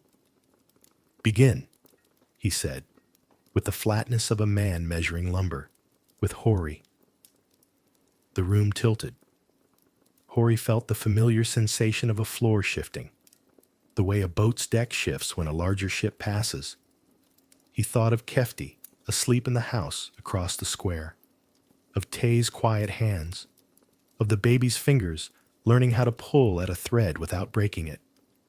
He tasted the ash that collects in the mouths of men who are about to lie to live. He would not. "I will stand," he said, and the murmurs flinched. "I will stand in the square and say what I am: a man who loves his cat, who feeds him, who bled for him when he was a kitten and fought rats with him when the river forgot us. I will say I hurt Sabu's cat through clumsiness and not contempt. I will give what the law asks: a measure of grain, a week of labor, the bend of my head to ritual. But I will not give my throat to fear while men beyond our walls sharpen iron." "Your throat does not belong to you," Sabu said, smiling with his eyes. "It belongs to the city." "Then let the city decide," the priestess said, not because she liked trials, but because she knew what happens when you refuse crowds a stage. They make one out of you anyway. At dawn, Hori lay that night with Kefti tucked against his chest, the cat's breath a small sea moving in and out. He listened to the village creak, and to the river say the same thing it always says in different kinds of light. He weighed his life and weighed a cat's life and discovered the scale was not built to hold such measures side by side. The law would say one thing, the heart would say another. The goddess, if she was a goddess, would say nothing in words he could repeat. He did not sleep so much as hover near it, a moth refusing a lamp. Dawn drew a ring of people around the square. Neighbors, men with the dust of drilling still on their legs, women with infants pressed to breasts that smell of smoke and milk, boys with faces hard with borrowed certainty. The wooden image of Bastet sat on a platform, dressed with flowers that had wilted in the heat before they had time to mean anything. The temple cat blinked at the light and yawned. Sabu, wrapped in righteousness like a costly linen, took the platform's edge. Meru stood with his hands behind his back so no one could see them shake. The priestess watched the sky like a reader of signs forced by circumstance to accept the handwriting of men. Hori stepped into the ring and felt the sun arrive on his shoulders like a hand choosing its grip. He spoke first, so the day would be his, at least in rhythm, if not in outcome. He named the accident. He named the penance already paid. He named the work that fed the city. He named his love for Kefti, without swagger and without apology. He did not mention fear. Fear needed no herald. When he finished, the square breathed once, the collective inhale before a verdict. Sabu stepped forward. "In Pelusium," he said, "men lowered their bows because of cats. We die because of love like yours." It was not clever, but it was shaped exactly to fit the hole panic had cut in the city. People nodded as if he had put a pot on their hunger. Hori felt the trial lean. Then Kefti jumped from Tay's arms. He landed on the platform, a small weight that made the flowers rustle and the wooden goddess tilt a hair's breadth. He walked the length of the altar without hurry. He pressed his cheek against the wooden cat's sternum, as if smoothing a wrinkle in the morning shirt. He turned and put his front paws on Hori's knee, claws sheathing and unsheathing like thought-finding language. Hori lifted him. The purr began, traveled through bone and linen and the air between men who wanted to be other kinds of men than fear would make them. "You would kill a man with this in his arms?" Meru said unexpectedly, voice rough. Not a priest, not a poet, a keeper of numbers pointing with his chin at a fact. Sabu opened his mouth and found no words in it that would not make him small. The priestess, seeing the angle of the morning change, took it. "The goddess is not hungry for throats," she said. "She is hungry for order. Let us feed her with that." She proposed a compromise that looked like mercy and functioned like policy. Hori would oversee, under temple seal, the training of boys to guard granaries with cats and traps and reason, so that mice and men would both find fewer ways to undo the city. He would carry a mark on his door declaring his service. He would pay the oil and the grain and make a yearly offering on the day the river begins to rise. "And if he fails," she finished, "the law will remember today." The square considered. The part of it that wanted blood sulked.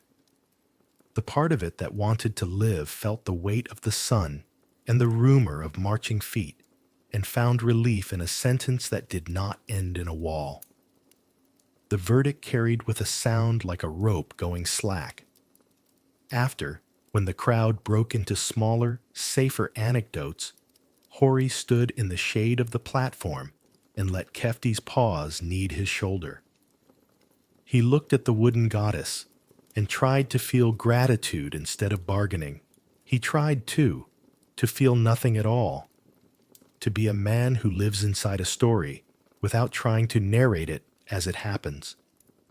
He failed at both and forgave himself for failing. As the day burned toward its white center, the courier's news spread its second sting. The Persians were closer than rumor had been honest about.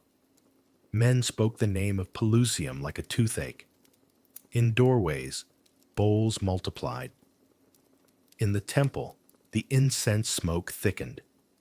In the granaries, Hori taught boys where to look for seams and how to listen for grain that has begun to speak rot. He found in the work a steadiness that felt like faith and did not test its name. At night, he asked the question he could not shake. Is a man less than a cat to a god who wears a cat's face? He did not seek the answer in law anymore. He sought it in small acts that felt like truth. He fed Kefti before he ate, because the cat would work before dawn. He gave a piece of dried fish to a boy whose eyes had learned hardness too early, because the boy would drill until dusk. He carried a bowl of water to the threshold of an old woman who had no cat and was thus defenseless in the only way this city still believed was real. He placed it there and did not wait to be seen. He didn't know if a god cared for such arithmetic. He knew only that men did, and men would be asked to stand behind walls soon and choose whether to shoot through a storm of whiskers. On that day, a law that knew how to keep both cat and man alive would matter more than a sermon about either. If a god desired otherwise, the god would have to come stand in the square at noon and say it aloud. Until then, Hori worshipped with his hands. He kept. He taught. He watched the edges. And when Kefti woke him in the dark with the press of small paws, Hori opened his eyes to the kind of night that holds both terror and mercy, and said, softly enough that only the cat and perhaps the goddess could hear, "Not this life, not tonight." It was the rats that led him to it, not in the way a trail of gnawed husks leads to a hole, but in the way their absence makes you notice a shadow where no shadow should be. Hori had been inspecting the north granary wall, his ear pressed to the cool clay, listening for the faint rustle that betrays teeth at work. He heard nothing. To nothing. The silence was heavy, as if it had been set there on purpose. Kefti sat 3 paces away, tail flicking slow, eyes fixed on a patch of wall darkened by floodstains from seasons past. Hori knelt, ran his palm over the surface, and felt the faintest sag under the heel of his hand. He pressed harder.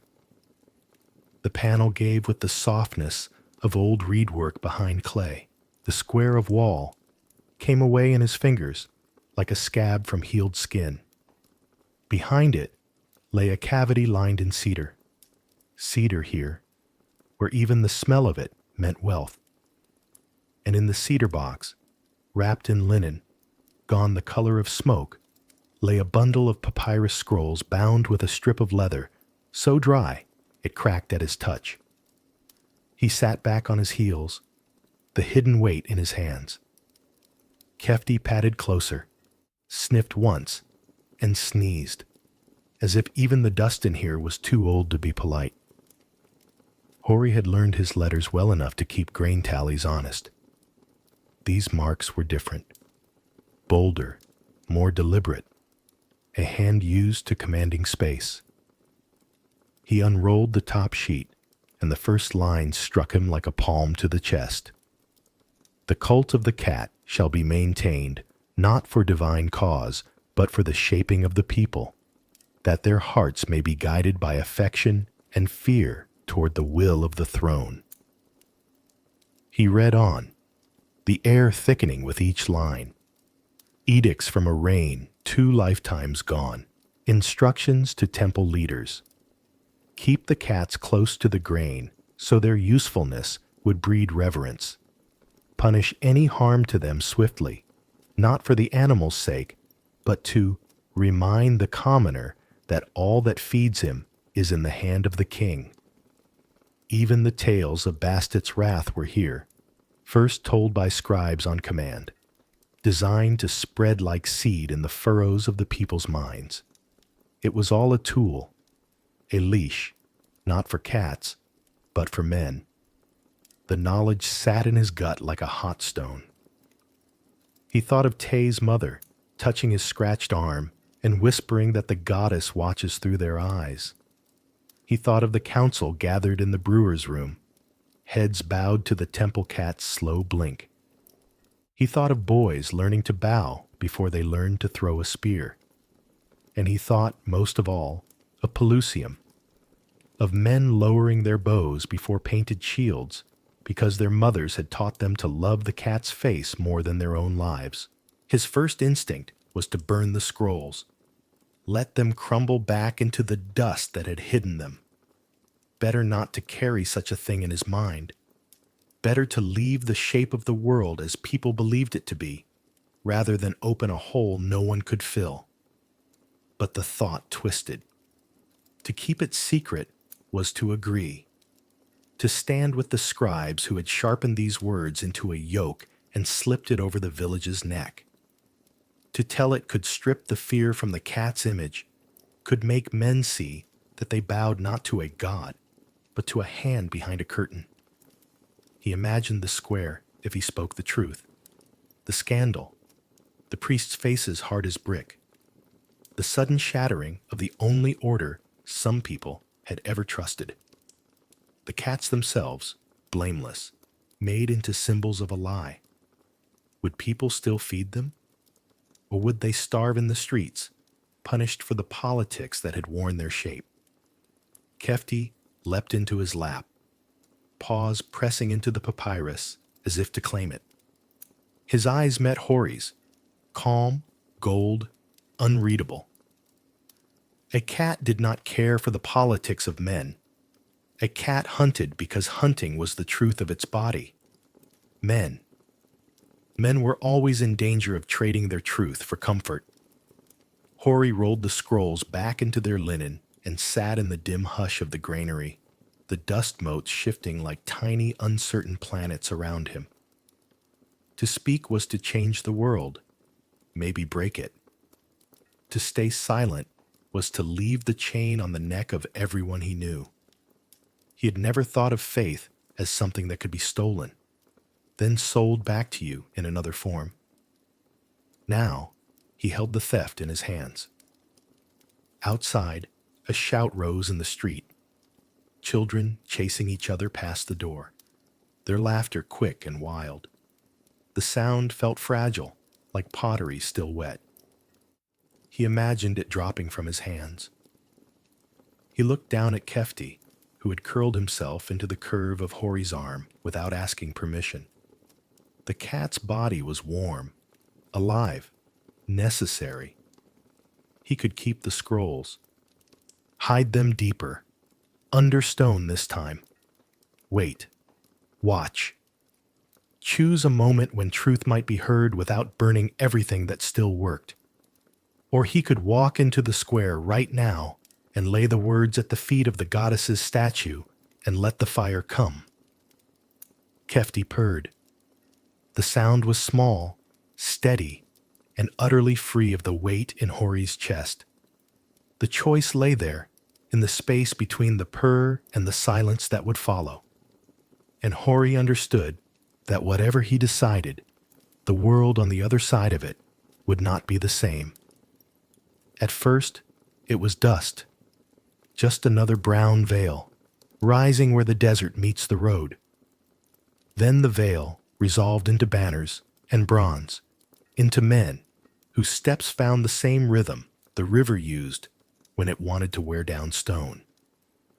The Persians advanced without hurry, as if time itself had been ordered to wait. From the city walls, the air looked hammered flat by heat.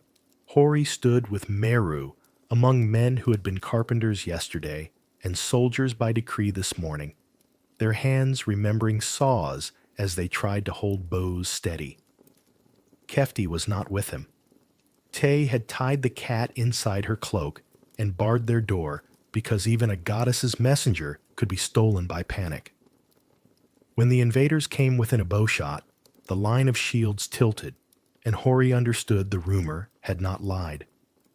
Faces appeared on the wood, painted cat faces, whiskered, serene, eyes large and gold. And below the paint, in the crooks of elbows, across shoulders, in the cradle of spears, living cats, dozens, hundreds, were held up and forward, mewling at the smell of oil and sweat and the iron edge of fear. Some clung with their claws. Some hung limp with terror. A few, mad with confusion, tried to leap and found only the cage of an enemy's arms. The sound rose, not a roar, not a battle cry, but the ragged chorus of animals that had never asked to matter this much. Hori's mouth went dry. He had thought himself prepared for this trick. He had held the scrolls that told how symbols can be harnessed and ridden like horses. He had practiced a dozen arguments in his head for the moment when a man must choose between law and life. All of that vanished when the first arrow rose beside him, wavered in the bow, and refused to fly. The archer's hand shook. A whisper passed along the wall, the same syllable carried from throat to throat without decision. No. The Persian slowed further, as if savoring the distance where a moral breaks. Hori watched a boy near him, one of his granary apprentices, who had learned traps and angles in the way a tunnel can teach a lesson, lift his bow and lower it 3 times. On the 4th, the boy set the arrow down and covered his face. Another man laughed harshly, the sound of something tearing. "They use our love against us," Meru said, and it might have been the bravest sentence anyone spoke that day, because it allowed the truth to stand upright. On the plain below, a standard-bearer stepped forward. He wore a cat painted on his chest, and the real animal on his forearm licked his bracer with a tongue that had no idea it was baptizing conquest. He called out words Hori could not understand, and then words everyone could. Bastet, Bastet, A howl rose from the Persian ranks, part mockery, part invocation. The men on the wall flinched as if struck. Arrows rattled on stone, dropped, lay like thin bones at their feet. Hori could have shot. He could have loosed blind and prayed the shaft would find wood, not flesh, image, not animal. He did not. The decision felt less like choosing than like acknowledging a law that had governed him since childhood. A law written in milk bowls and whispered warnings, in 100 small abstentions that had seemed like piety, and now stood revealed as a bridle. He thought of the hidden scrolls, the cold cedar box, the handwriting that had decided long ago how a day like this would end. He felt rage, clean and useless. He felt love, ridiculous and immovable. Between them, he felt what men call fate when they do not want to name their complicity. The Persians kept coming. A few Egyptian archers fired at last, choosing rage over reverence. Their arrows flew crooked, the way a hand flies when it does not believe in its task. One struck a painted shield and stuck there, shivering with the effort of having been born. One nicked a cat's ear. The animal shrieked, and the man who held it lifted it higher, not in protection, but as proof that the spell worked. Along the wall a chant broke, "Hold, hold," but it had no muscle. Hori watched as one man set his bow down, then another, a contagion of surrender spreading faster than any blaze. The gates did not swing open in grand betrayal. They sagged. They resisted like teeth in an old jaw, and then yielded. The Persian line flowed forward, shields and cats and painted faces passing under the shadow of the lintel, as if under a blessing inverted. Hori felt the city flinch. In the streets below, people knelt because they could not think of anything else to do with their knees. The invaders did not slaughter. They did not need to. The work had been done for them by years of bowls and stories, by a pantheon organized for rule. Hori climbed down from the wall, as if leaving a roof after mending it badly. He did not run. He did not seek the fight that would make one man feel large for an instant and then be nothing. He went home by alleys that had never felt narrow until this morning. He found Tay with Kefti pressed against her belly, the baby tucked between them, 3 hearts in one small arc. He put a hand on his cat's head and felt the tiny scar where he had once torn a nail in the bins. "We will not die for a trick," he said, and did not know if he was promising or begging. By noon, Persian officers stood in the square with the ease of men who had arrived by invitation. They read decrees in an accent that put new edges on old words. They ordered grain counted. They accepted tribute delivered with trembling hands and eyes that tried to stay on the floor. The temple stayed open. The priests kept their faces smooth. The wooden Bastet looked down on all of it with the same carved attention she had given yesterday's festivals. A Persian soldier, amused, set a bowl of milk at her feet. A stray cat, nobody's, everybody's, walked out of the shade, lapped, and left. The soldier laughed softly, not cruelly, as if to say, "It is always this simple." Toward evening, when the heat finally loosened its grip and the light went gold in the cracks, the city's grief began to speak in its practical dialect. Men counted what had been lost and what might be saved. Women carried water because water does not pour itself. A child chased a moth through dust that had learned foreign footsteps. Hori went to the granary and found Persian scribes already there, measuring, efficient, indifferent. He made himself useful because bread does not arrive by eloquence. This was not cowardice. It was the stubborn kind of loyalty a man reserves for his family and the anonymous future that will inherit his mistakes and his carefulness both. As night fell, drums far off said the Persians were teaching the city a new rhythm to walk by. Hori climbed to the roof and watched the painted shields stacked like sleeping eyes. He held the knowledge of the cedar box in his mind and tasted the choice he had failed to make. If he had shouted the truth a week ago, would men have shot today? Or would they have torn the temple down and starved their cats and still found themselves on these roofs, watching strangers direct their streets? He did not know. The not knowing sat with him like a fourth thing at the household's small feast of bread and silence. In the days that followed, Thebes learned the posture of a conquered city, shoulders lowered to bear the weight, chin neither lifted in defiance nor dropped in submission, eyes busy with work.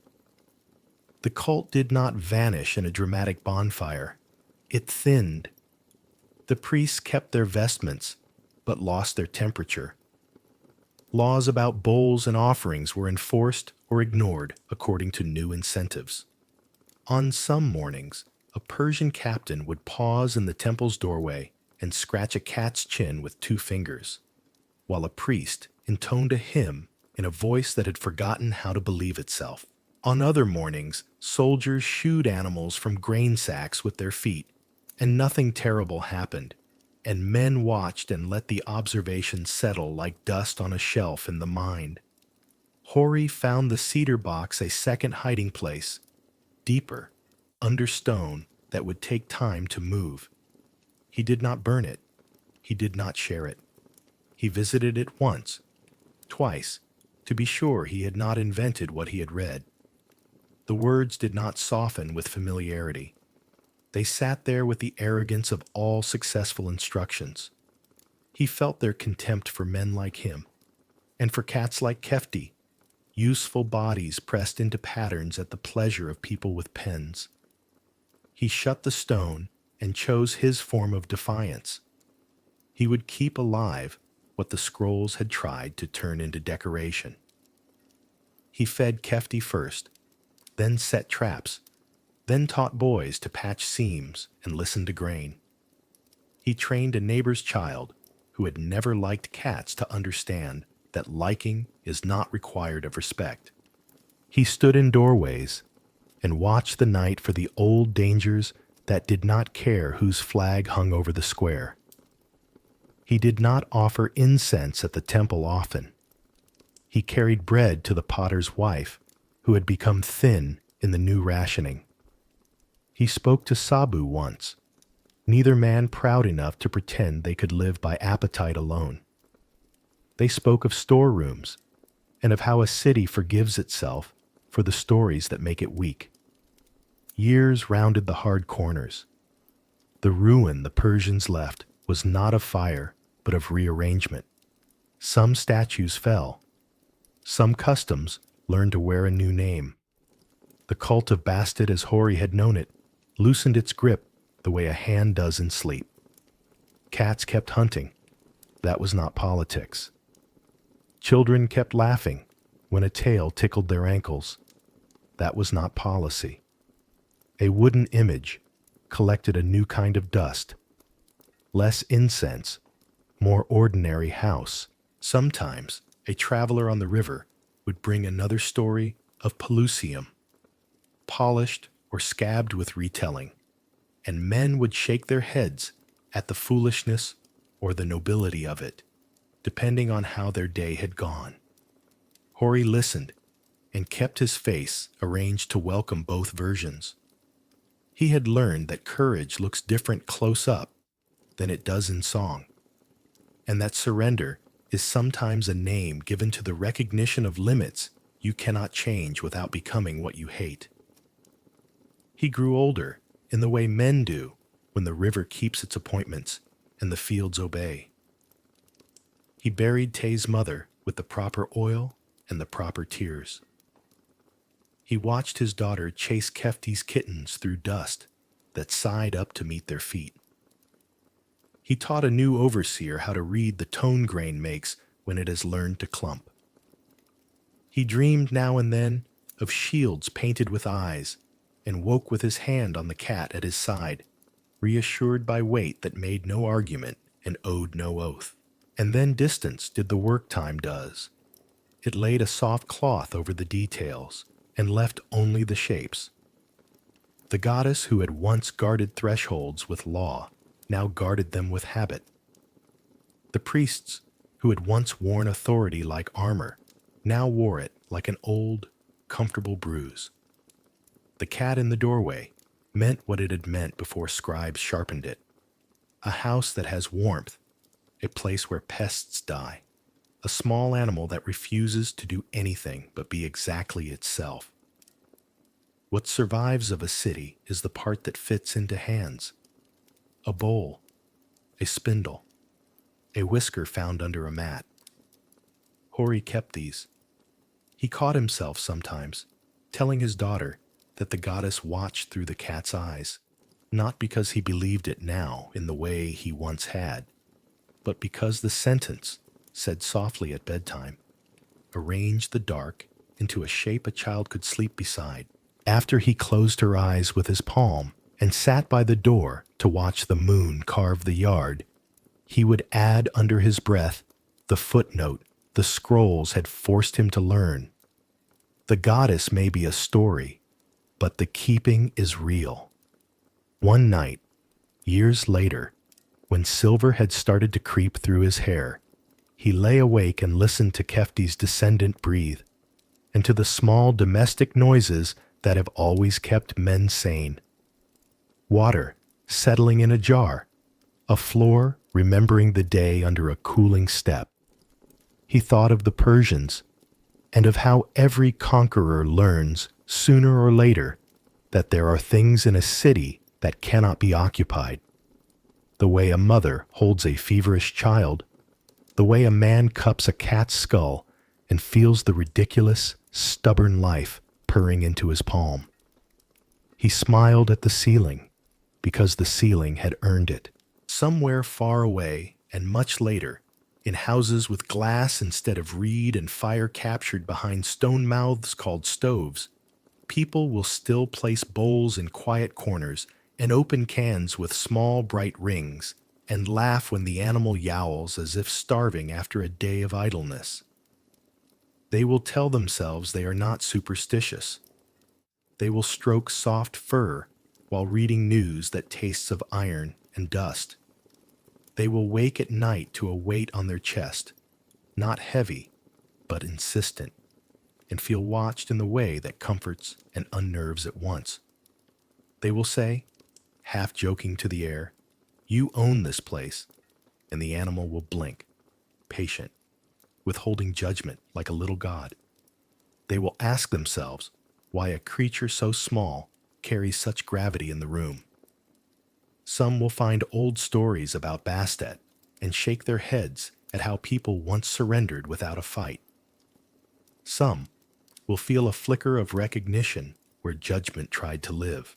They will not read the cedar scrolls, but they will feel, in their hands, the difference between control and care, and know which one makes sleep softer. Hori, in his century, without knowing theirs, settled his hand on the warm rise of a cat's ribs and made his peace. The city had fallen in a way that left its walls standing. The cult had thinned into habit. The goddess, if she had ever been anything but a clever, necessary face for fear and tenderness, had learned to live where gods endure longest, in the ordinary. Today, the cats slept in their beds, and tomorrow they would hunt in their own ways, inside and outside, on roofs and along baseboards, and in the minds of people who needed something small and sure to set against the night. They still walk their own paths. We say they belong to us because the day is easier when we pretend we own what steadies us. But at dusk, when a cat stands in a doorway and refuses to be called, we remember the truth that outlived kings. They were never ours.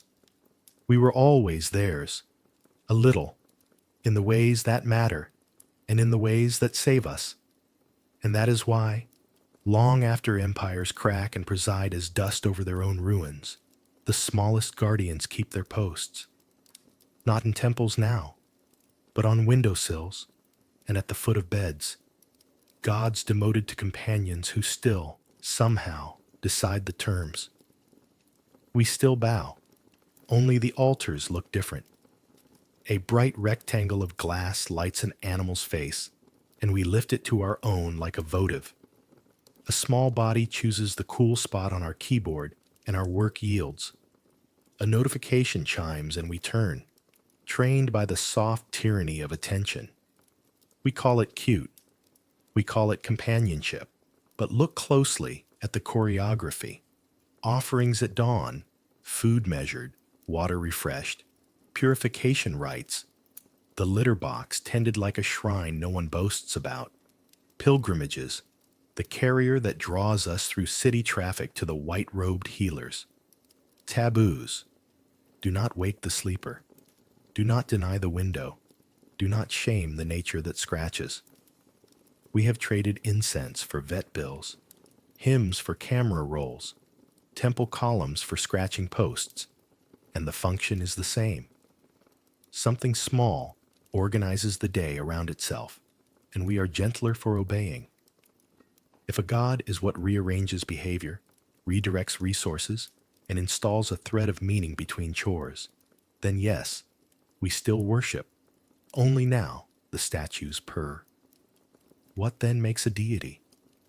Fear is powerful, but it cannot hold a household forever without rotting it from within. Love is soft, but it is astonishingly stubborn. It finds reasons to repeat itself until the repetition becomes a law. Protection sits between them, practical as a door latch. Once cats guarded grain from teeth we could not see. Now they guard the mind from silences that arrive at 2 in the morning. A warm, rhythmic weight on the chest is not a miracle by any priest's measure. Yet look at what it does to the pulse of a worried life. The ancients weren't wrong to map divinity onto any creature that could turn chaos into sleep. They only mistook the map for the country and let rulers weaponize the legend. We can do better. We can keep the usefulness and shed the leash. But power is not only a matter of teeth or laws, it is a matter of attention. Kings commanded fields, cats command focus. The empire of your gaze is not small. Where you look, your time follows. Where your time goes, your life accrues.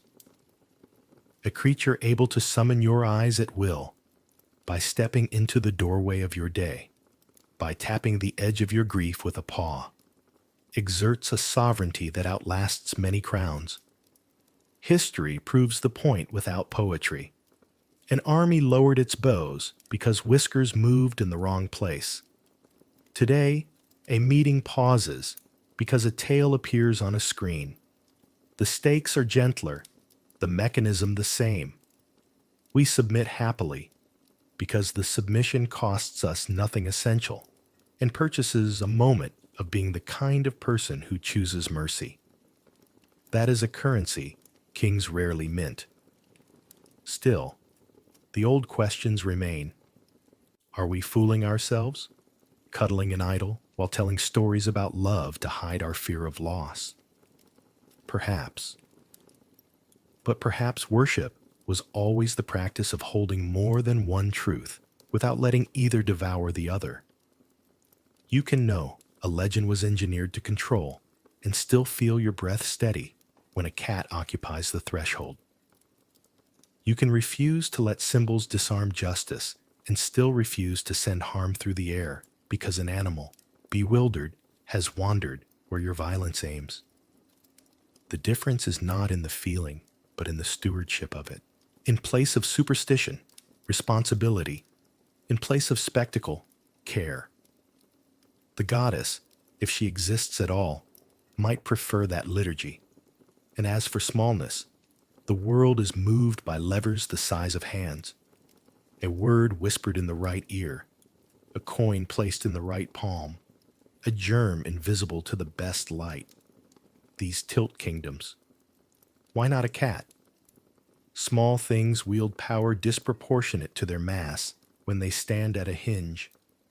Between hunger and plenty, panic and patience, solitude and the sense that the room has another soul in it besides yours.